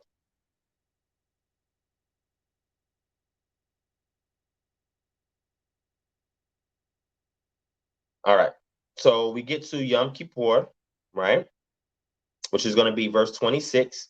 And it says, and Yod-Heh-Wav-Heh spoke to Moshe, saying, now on the 10th day of the 7th month is the day of atonement. It shall be for you a time of holy convocation, and you shall afflict yourselves and present a food offering to Yod-Heh-Wav-Heh. Afflict yourselves. If you go to ESV, it has a footnote there, and a footnote says, or shall fast. That's interesting. We're going to look into that, okay? All right? And present a food offering to Yod-Heh-Wav-Heh, and you shall not do any work on that very day, for it is the day of atonement, to make atonement for you before Yod-Heh-Wav-Heh, your power. For whoever is not afflicted on that very day shall be cut off from his people, and whoever does any work that very day, that person I will destroy from among his people. You shall not do any work. It is a statute forever throughout your generations and all your dwelling places. It shall be to you a Sabbath of solemn rest, and you shall afflict yourselves. On the 9th day of the month, beginning at evening, from evening to evening, shall you keep your Shabbat. So people use this to say, oh, the Sabbath is evening. No. Just the Sabbath that is called Yom Kippur. The regular Sabbath is from sunrise to sunset. This is a different type of Sabbath, hence why the prescription for how to keep this is nowhere else in the text. Now, the key thing here is afflict yourselves. All right, let's get into afflict yourselves, right? So afflict yourselves here is way initem et nap sotechem. So you have the word nefesh is there. Your noon, pay, shin. Nefesh, which means your soul. And you have your word, the word there for afflict, which is ana, which is ayin, nun, hey. So ana literally means to be bowed down, to be subjugated, to submit to something, to become low. And this is when they say afflict. So what is it? Because it can even mean depressed, downcast, or something along those lines, all right? How are you humbling yourself? That's what it means, to humble yourself. Because in ancient times, you would bow down before a dignitary. You would bow before an elder, right? You would bow before the Most High or a representation of the Most High, or they would sometimes bow before idols. That is you depressing yourself, downcasting yourself, being made low, humbling yourself. So this is a humbling of what? The nefesh, your soul, your emotion, the thing that makes you. When he breathed into Adam, he created a living nefesh, a soul. So the thing that makes up your inner self, your personality, your behaviors, your emotions, your passions, you humble that. You bring it low. What does that mean? You degrade or demean it. Now, halakha has to be performed because what is the word for fast in Hebrew? Let's look up the word fast in Hebrew, right? We're going to look up the word fast in Hebrew. Let me see if I can bring it up again. All right? Let me bring it up. Let's go to Yeshayah or Isaiah chapter 58. Okay? And our word there for fast is sum. Sum. Sum is the word for fast. When we read Yom Kippur, it doesn't say fast. Now, people would say, well, you can make a connection between afflicting your soul and fasting because it means, no, you have to use halakha there. You have to create an interpretative template and apply it against afflict your souls to understand how that applies. What is the affliction of souls? Let me tell you an affliction of your soul. Not working. Some people enjoy their trade. Not working is an affliction of your soul. The passions that you yearn for, that make up who you are, your personality, you're bringing that low. You would have to perform your own halakha to determine what that meant. Now, if you're going to ask me, what did that mean in regards to that time past? My stance is not that it meant to fast, because the Hebrew word for fast existed. It existed. And it was not used there. It existed. So the affliction of souls has to be something that's unique from what we see from the word zoom, meaning fast. Okay? So hopefully that begins to help you answer that. So in the previous times, the affliction of passions, things that was enjoyable. Sometimes people's work or trade was enjoyable. And this is why you see the Sabbath rest and the afflicting of souls being done simultaneously. Okay? So hopefully that answers that question for you. Kindred, of course it is. But So Inalienable Rights says, ever heard of lactose intolerance? So Inalienable Rights, there is a thing called lactase, which is a protein that catalyzes milk sugar. Okay? Most human beings, stop producing that enzyme at the age of 5. So most human beings are naturally lactose intolerant after the age of 5.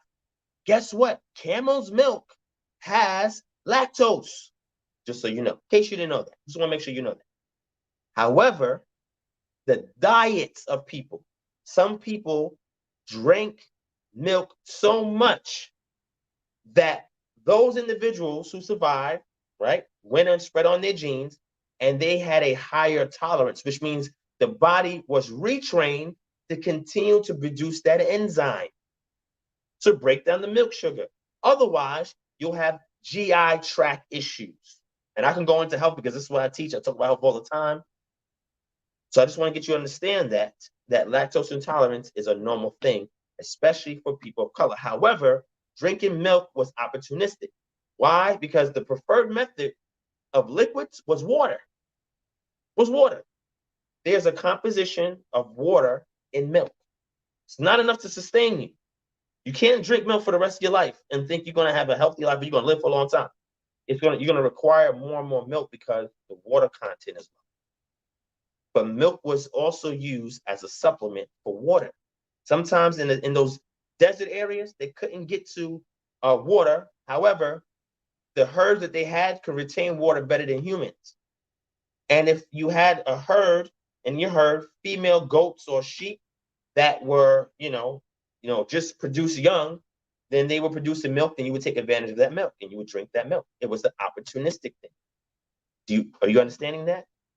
If you lived amongst the Bedouins, I gave you that book, you'll see the importance of that. I gave you an excellent book that breaks that stuff down. Okay? So again, use your halakha or interpretative method when it comes to things, and don't take things for face value or for dogmatic value. Okay? And with this new Bible study course that's coming up, it's called the KHM Holistic Research Paradigm for Bible Study.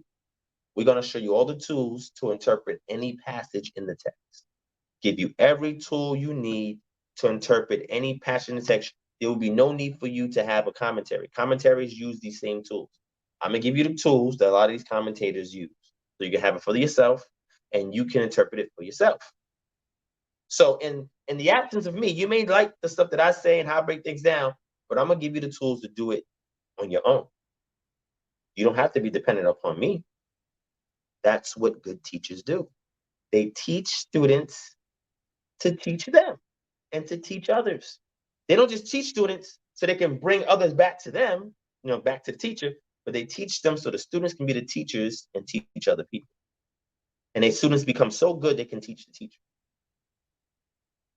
So when you guys get into these courses, these classes we're doing, we could be on class 7.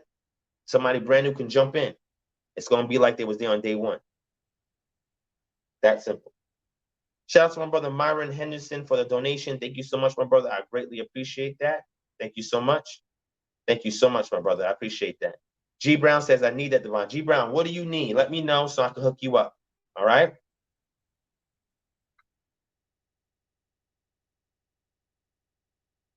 So again, how do you humble your soul? Repentance is a form of humbling. Avoiding passions is a form of humbling. But does it mean fasting? If you interpret it that way, post-exilic times, they said it can mean they could say it can mean fasting. They made all of this commentary and discussions and dialogues and debates. Oh, yeah, we're going to rule it to mean fasting. But in pre-exilic times, it was left general for a reason. Because different communities, they applied it slightly different. But all of it was a form of humbling so they can acknowledge the work of the high priest. Okay?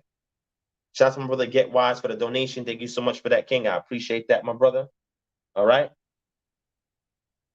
So the spirit of Elia says the Bible study material. Well, we're going to do classes on it. So in those classes, I'm going to tell you guys all the tools you need to interpret any passage of the text. Any tool, any passage you come across, you have all the tools to interpret that passage. And these tools are so effective.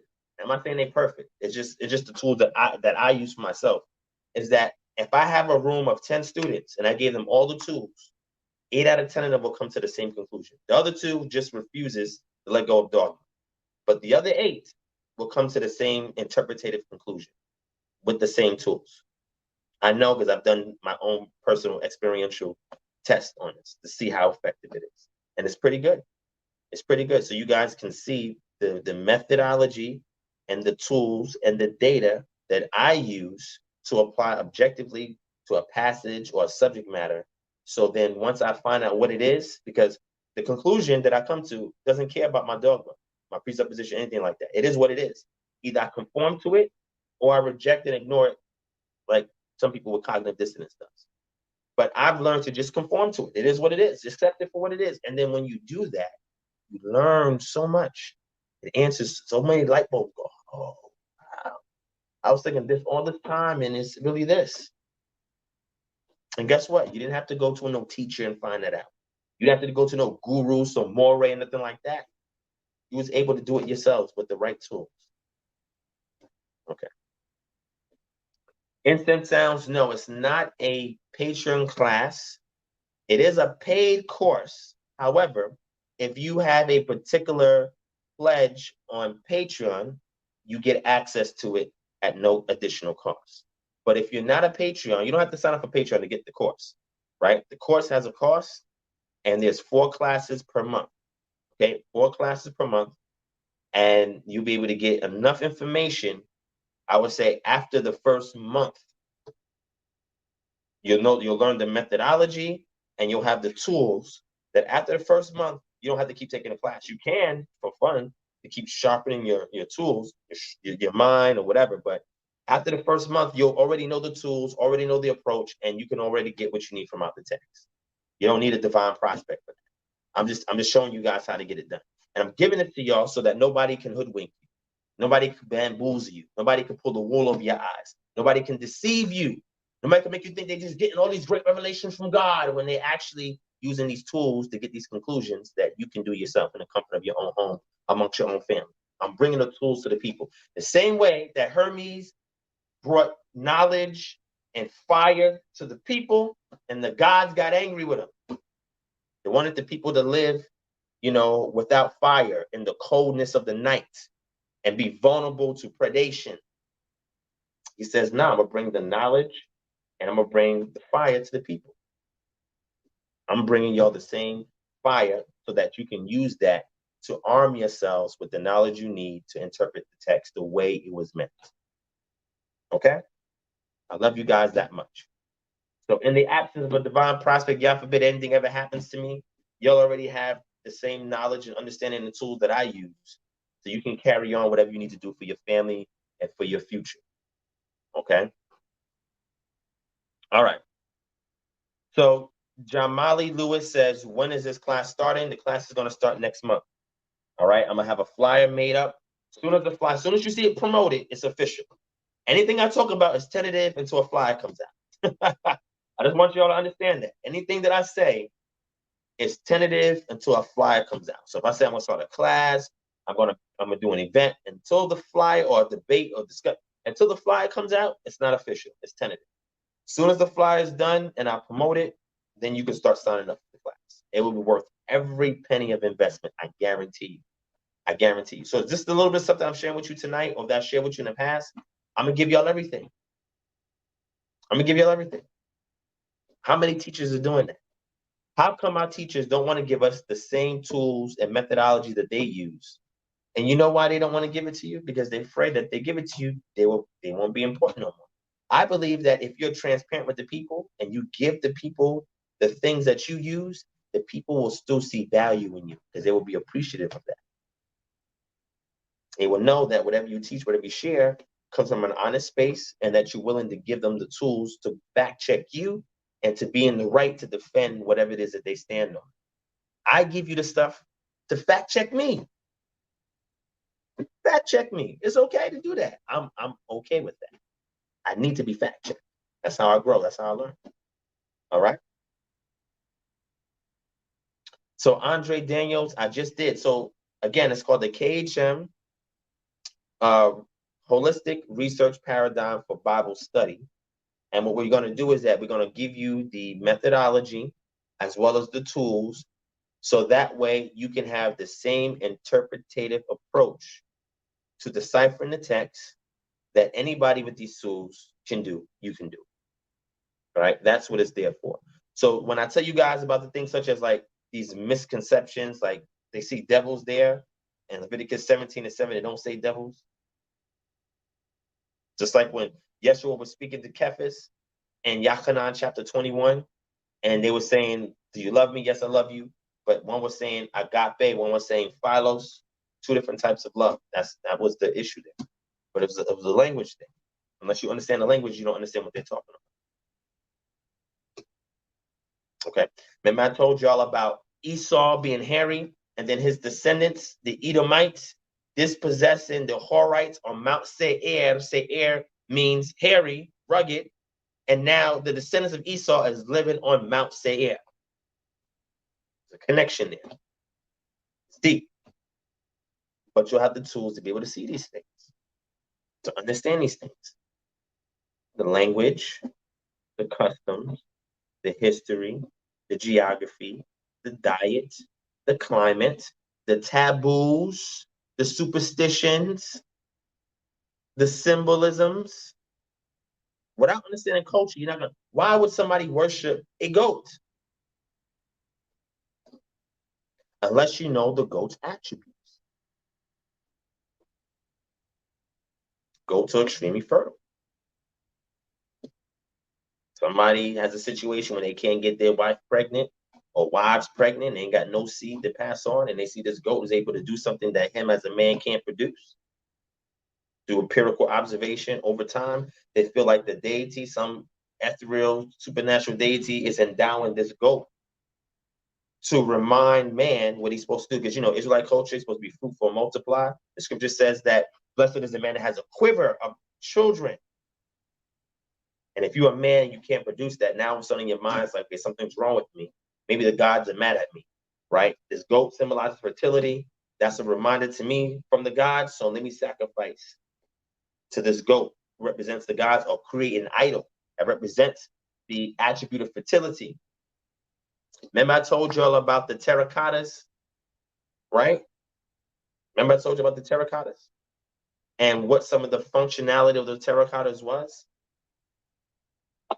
I'm going to give you all the stuff so you can understand the culture, right? And I told you how when you go to Shemot chapter 20, where it talks about making an image, a graven image, it has nothing to do with the terracottas. It's only referring to rocks. It's only referring to metal, things that can be hewn, cut. Terracottas was not believed to do that. The word pezel, I'm going to give it all to you so you can understand this. You can see what's going on in the text and say, oh, that's what this is talking about. You don't need to spiritualize everything. Just, oh, this is what it means. Give you some information about the sister cultures and what sources to go to learn about the sister cultures. All right? Hopefully you enjoy that. All right?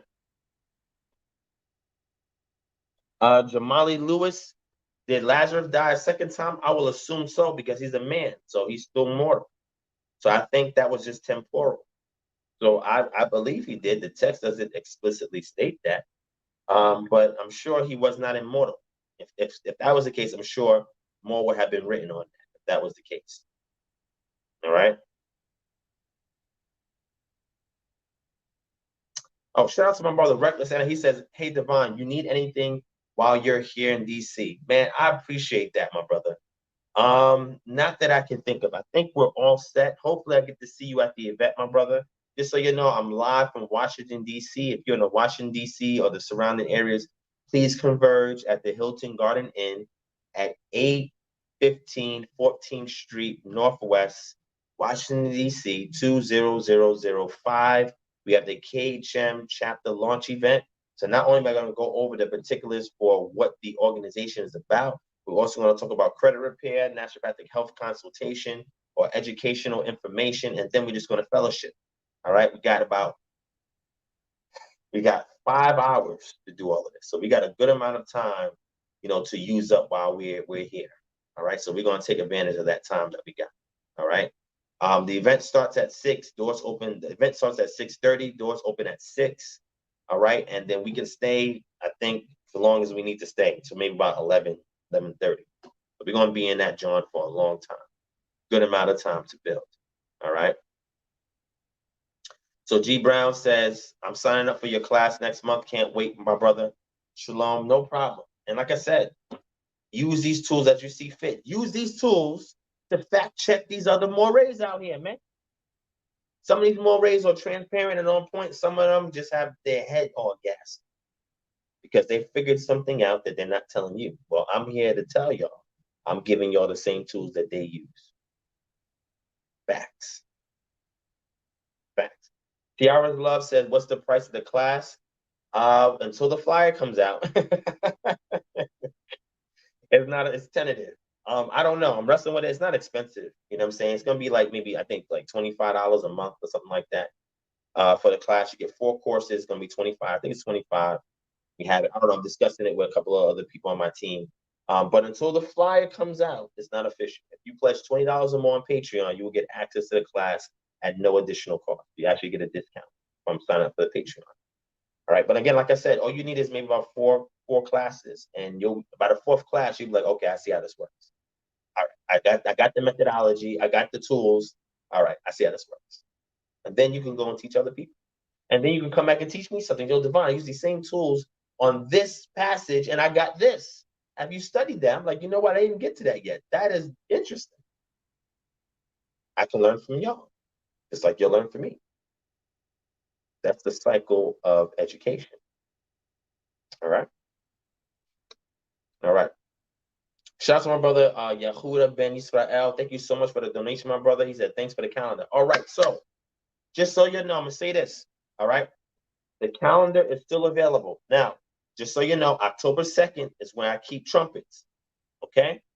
October 2nd is trumpets. So those of you who do not have the calendar yet, I would advise you to get the calendar now. We are asking for a donation of $10 for the calendar. If you guys are willing to give, if you are a Patreon member and you pledge $10 or more, you get the calendar at no additional cost, right? But it's a donation amount that goes towards things that we do, such as providing free services. When these events, no cost. Just so you know, there's no cost when you come to the event. Now, we have vending items there. If you want to purchase items, you can, right? After the sunset, you can purchase items. That's no problem, right? And if you want to donate, you can, but there's no cover charge. There's no cover charge. And when you walk in there, you're going to learn about credit repair that these other guys are not telling you. These secrets about credit repair. I'm going to tell you how to do it. And if you want me and my team to do it for you, once you learn how to do it, then we can do it for you for a fee. No problem. But I'm going to tell you how to do it. Health. I'm going to tell you the basics of learning good health. It's basic stuff. I'm going to give it to y'all. I'm going to give y'all the foundation, the template, so you can do these things for yourself. See, this is why a lot of people are mad at me. Because they're like, Divine, why are you giving all this stuff to the people? Why not? That is how you leave a legacy behind. That's why the Most High put me here, to give back to the people. Y'all give to me, I give back to y'all. That's how it works. And this is how we need to hold accountable all these other teachers in the community. They have to give back. We still have a $210 giveaway for our Patreon members. We're going to give $210 away. And then we're going to do a business investment. We're going to patronize somebody's business. And if you have a business, if you have an organization, a business, not-for-profit, product, good, service, and you want to advertise it on this channel, email us at kingdomharbinger@gmail.com and let us help to push you to a larger audience so people can patronize what you're doing in the community. That's all. So if you want to get access to the calendar, please email us at kingdomharbinger@gmail.com. You can send a donation to us on the donation to Cash App, which is right here below, $ DivineProspect, or you can send it to PayPal, which is paypal.me/purpose, the number 2, serve. All right. Or you can just email us, kingdomharbor@gmail.com, and we can give it to you there. But please get these calendars, because after these feast days is over in October, there's not going to be no need for these calendars anymore. So get it while you can, or you can get it as a collector's item. This is the first run we did, a pilot run. We was going to do physical calendars, but because it was too late in the year, we just opted not to do. So this year, we're not doing physical calendars. However, next year, we will be doing physical calendars. And here's the thing. After this year is over, we're not going to be offering the 2020 edition. This is the pilot edition. After this year is over, we're not going to be offering anymore. That means you cannot get it unless you already have it, unless you find it somewhere in the dark web or something crazy like that. All right? It's a limited run. After this year, it will no longer be available. But if you want to get it as a collector's item, as memorabilia for KHM, if y'all care about KHM like that, you can get it now, so you can hold on a part of history. All right? So feel free to email us. All right? I appreciate it. All right? Jamali Lewis, no, I don't.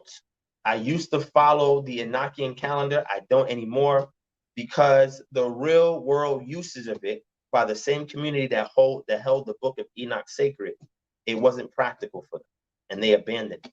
Look up the calendrical text in the Qumran caves, and you'll see what I'm talking about. All right. True Judah said, did I have a debate? No, we had a preliminary discussion. All right. If you go to the Lions Den Debate League, it's on YouTube and it's on Facebook. You can check out the discussion that me and the brother Yasha had with the brother Jeremiah Judah. And now Black Jesus Minister was nowhere to be found for that discussion. Now he wants to have a one-on-one discussion with him. So I'm going to set that up and talk with him. But that debate is not until next month in October. It's going to be a bloodbath. Yo, Jeremiah Judah is done. However, it depends on my teammate. My teammate's supposed to be Yasha. Yasha don't believe in demons at all. He don't believe in none of it. You know what I'm saying? Any of that. And what I'm doing is I'm supporting his position. Because I never asked for this debate. I didn't want this debate. I was going to support Don Berg as he brought it up. And he was willing to debate it. And then Jeremiah said, yo, why don't you ask Divine? And I said, all right, cool. It wasn't supposed to be. So the lead guy is not even here. Now I got to take the lead with Yasha assisting me, and his position, my position, have similarities and some differences. I'd rather just take him and Black Jesus Minister on by myself. Just do a whole PowerPoint and just wash them. Because the moment that you use Leviticus 17:7 and say that means demons, that means devil, toast. That means you don't understand what is being discussed. And that's why while he was talking, I was just listening. I was just like, bruh, you got to learn the language, man, or at least research the words.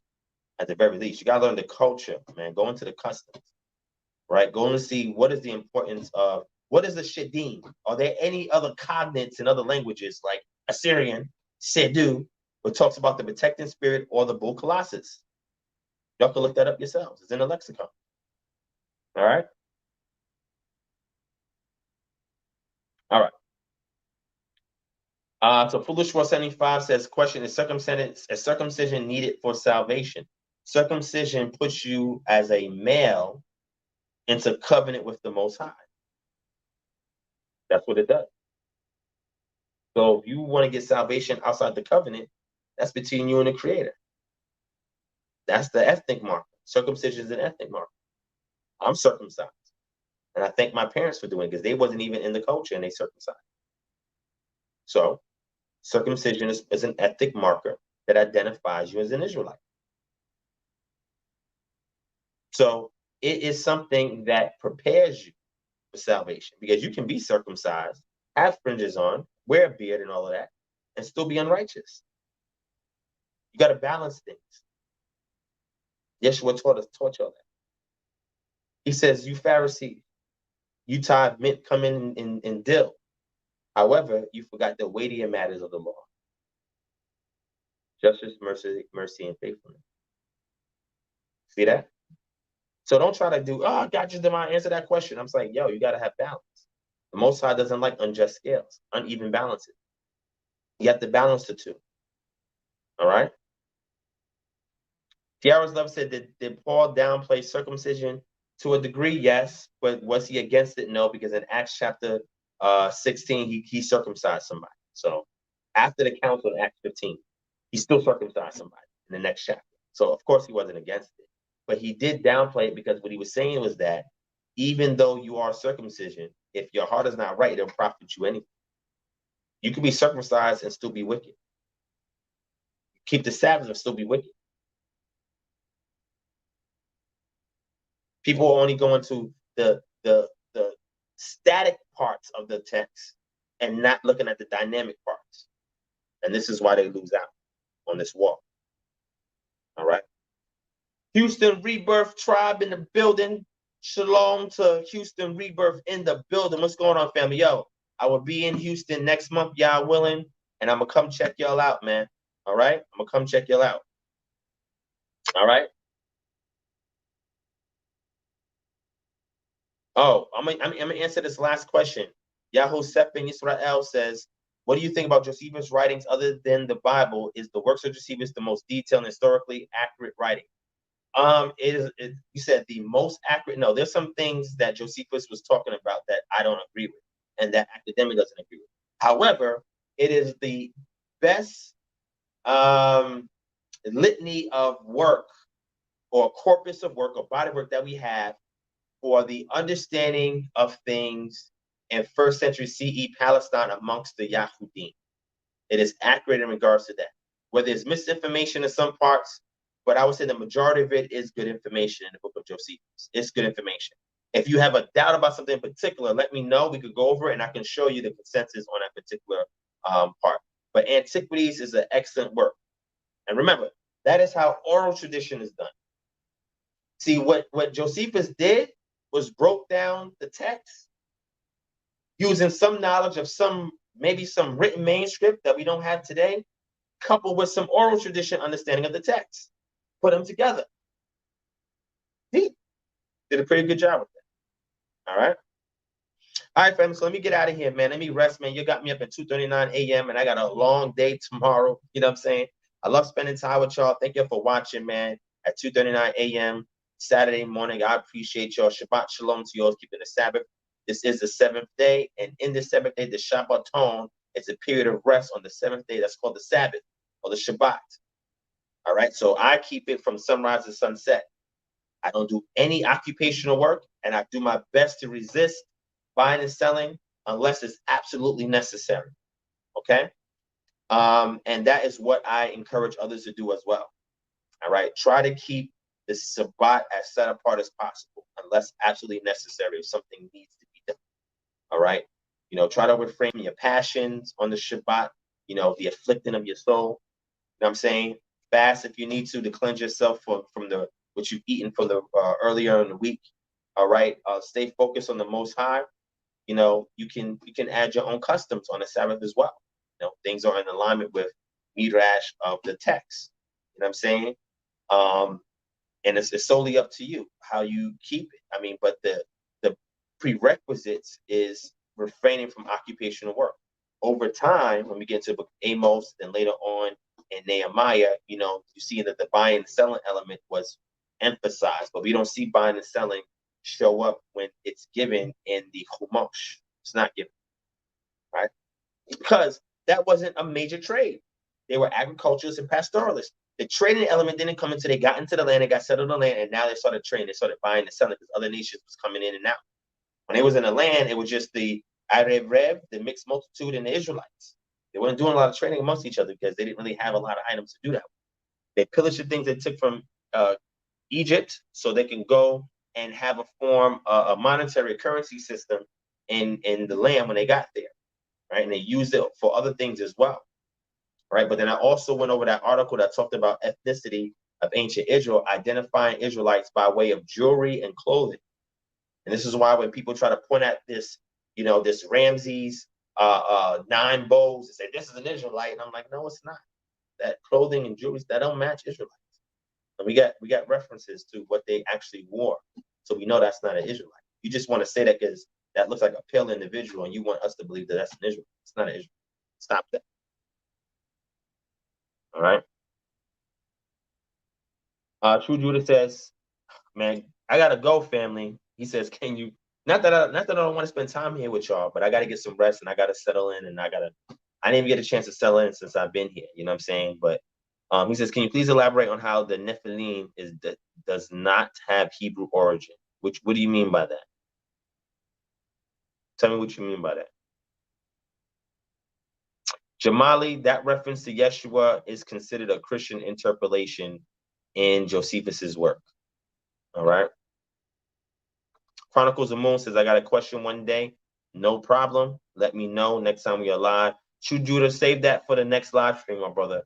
Hit the bell notification icon right next to the subscribe button. Hit all. So the next time that we live, you can get on and you can ask that question. All right. All right. Shout out to Sis Isis Swantice and Swantice in the building. Devonja Brown. Yeah, it's always the sisters that were like, let the brother go. The sisters be like, let him go. Let him get some rest. I love y'all, man. Thank y'all. I appreciate the sisters, man. Y'all really care about a brother, man. I can tell some of y'all are real mothers out there. So let the brother go. Let the brother get some rest. You know what I'm saying? But yeah, but look, family, look, if y'all in DC area, y'all can come in and holler at me tomorrow. I'll dedicate as much as my time with y'all as possible. If you're in the DC area, you guys get a real treat by me and KHM coming out there and building with the family. And the good people that come out to these events, you get to meet them and see what they have to offer, what they have to contribute. Not just me. It's not about me.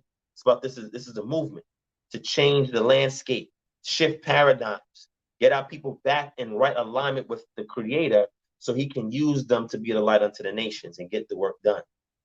All right? To create that breathing room until we're redeemed. That's what we're attempting to do. All right? So if you're in the DC area, come out, patronize us, you know, come chill with us, hang out with us, man. Let's have a good time together. All right, I'm going to go and give y'all some inside trade secrets. I'm also going to expose to you what the ministry is about. And, you know, it's already on YouTube. When we went to Orlando and Dallas, I recorded them. I put them up on YouTube. You can check out the presentation. It's going to be the same thing that we're going to discuss tomorrow. I may just say maybe a couple of little things here and there. But the most important thing is the fellowship. Coming out and fellowship, you know what I'm saying, and learning and building and growing. Because we could do that as a community. All right. So Fly After Realm says, so what is the halakha when it comes to dietary law? Look, it's the last thing I'm going to answer, all right? I'm going to get frozen for a second because I bring this up. Hold on.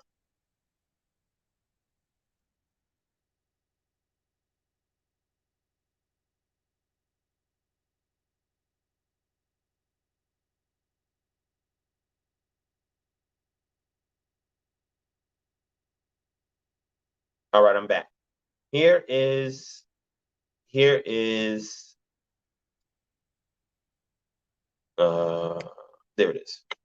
This is the answer to your question, Fly After Realm. Please click that link. I just dropped in the chat. Please take your time, watch that lecture. It will answer that question. It will answer that question for you and more. All right?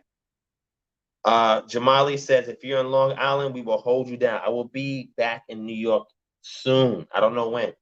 I want to go this year, and I may still go this year, but we'll see how things go. All right? Because New York is really calling, and I appreciate that. Right? Junior says, at the $20 level, give me access to the class. Yes. It gives you access to the languages. So we added Hebrew and Syriac. You can go through the Hebrew course, biblical Hebrew course, and Syriac course on the Patreon. We're going to add the Greek class, biblical Greek class, and we're going to add the Ugaritic classes next month. Okay, so the study classes I told you about, the $20 pledge or more gets you those classes. $50 gets you the Syriac, $20 gets you the biblical Hebrew, biblical Greek, and then you get for the $50 the biblical, not biblical, but you get the Ugaritic. And then I'm going to add Aramaic as well.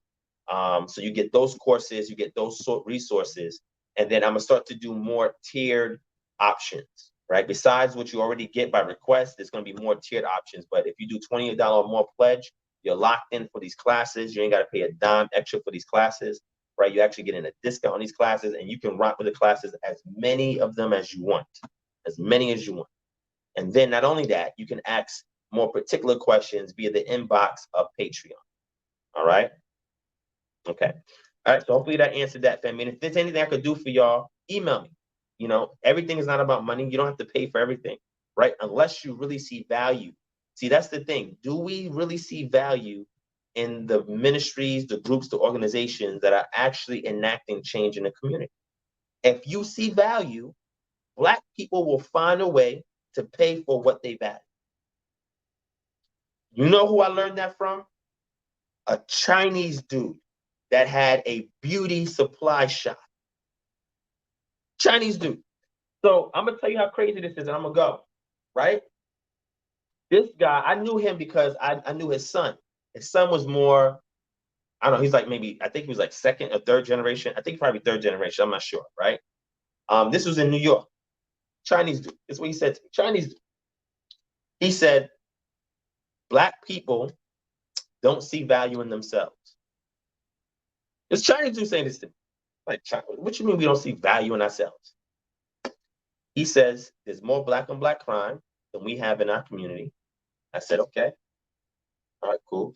So you got a point there. He says, number two, y'all sell drugs and poison to each other. I said, okay, that's interesting. Okay. Y'all prostitute your women more than we do because we value virgins. You guys don't value virgins. It's like, oh damn, okay, he's putting me. And mind, this guy owned a beauty supply, so watch, he's just going up and up and up. And he started telling me this stuff, putting me on the game years ago. And I'm like, okay, cool. And he said, and another thing is, he said, you see that store right down the street? I said, yeah. He said, that's a beauty supply shop, all black owned. I get more customers than they do. He said, you know why? Because Black people don't value the products that their own people put out because they don't value themselves. He said they would rather come here and buy Asian hair, buy East Indian hair than appreciate their own hair. I said, oh, damn. He said they would rather come here and do this and that and buy this and that because they do not value themselves. And he says, I'm not saying nothing wrong with beautification. If women want to do that, that's fine. He said, but I've never had a recession here. He said, even, and this was like back in, I think, was that 2008 when we had the recession? He said, I didn't lose no business. He said, Black people will find a way to purchase the things that they value, no matter what it is. And remember I told you about that Arab guy from the store? They were kicking game to me before I was conscious. Say, I put 3 kids through college just with my deli shop in this poor neighborhood. He said, you think this neighborhood is poor? Black people will find a way to buy what they want. And they will always come to us first because they see value in our ethnic group before they see value in their own. I was mind blown. I was like, whoa. At that time, I was like, okay, whatever. When I look back, I was like, yo, they was putting me on to game. Black people will invest in whatever they see value in. And I'm going to tell you two types of people. There are people that generally don't have it and say, if I did have it, I would give. And what happens is when they do get, they do get. You have those types. The other people, oh, you Black? Now you got to give it to me for free. I don't want to pay for it. I want it for free. Give it to me for free. Why you got a Patreon? Why your channel monetized? Why you selling t-shirts? Why you asking me for a donation for that calendar? See, they don't value you. They don't value you. If somebody doesn't have it, another way you can value, say, look, I can't give you this, but I can give you that. I say, cool, I'll take that. I may not be able to give, but I can share it with somebody else that will give to you. And I said, you know what? I'll give back to you. What is it that you need? Your wants, but if you're in need, let's talk about your needs. I always have a reserve tank for those who are in need because I see value in my community. What happens is when you are at the bottom rung of the hierarchy of needs pyramid, you got the rudimentary rung, but then there's a rung right above that for security. What happens is there's a lot of good people in our community that could be great spiritual leaders, but they got so many secular issues. It chokes and suffocates any growth. They become weeds in their lives, right? So this is why we are to give to those secular needs so we can remove those weeds so they can grow. You understand what I'm saying? When a rose grows through concrete, right? Or just in a wild rose. Wild roses have thorns. The thorns are there to protect itself from an animal that does not appreciate the rose and is only using it as a means of food. However, when a person acknowledges the beauty of the rose, There's no need for the rose to keep its thorns. Bottom line is, when you are being handled by somebody that appreciates you, you will learn to put your guard down and trust. But sometimes you have to have your guard up, because there's those out there that are wild and do not value, appreciate you, that only want to consume and destroy you. Learn to know as a rose if you should have thorns or you should grow without thorns, depending upon the situation or the individuals you're in the company of. And with that, I'm out. Y'all can take that, do whatever you want with that. All right. I appreciate that. Azaziah, yes, let's talk about that, my brother. I appreciate you. Let's talk about that. All right. All right. So with that being said, family, let me go. I love y'all. I appreciate y'all. If you're in the DC area, come check us out later on today. We're going to have a great time, man. Thank you for your support. Thank you for being here. Hit that thumbs up button, hit that share button, hit that subscribe button, hit that bell button for all. Let's stay in touch. Let's build as a family. And I will see you all again soon on the next live stream. I love your family. Thank you for watching. Peace and shalom. Shalom.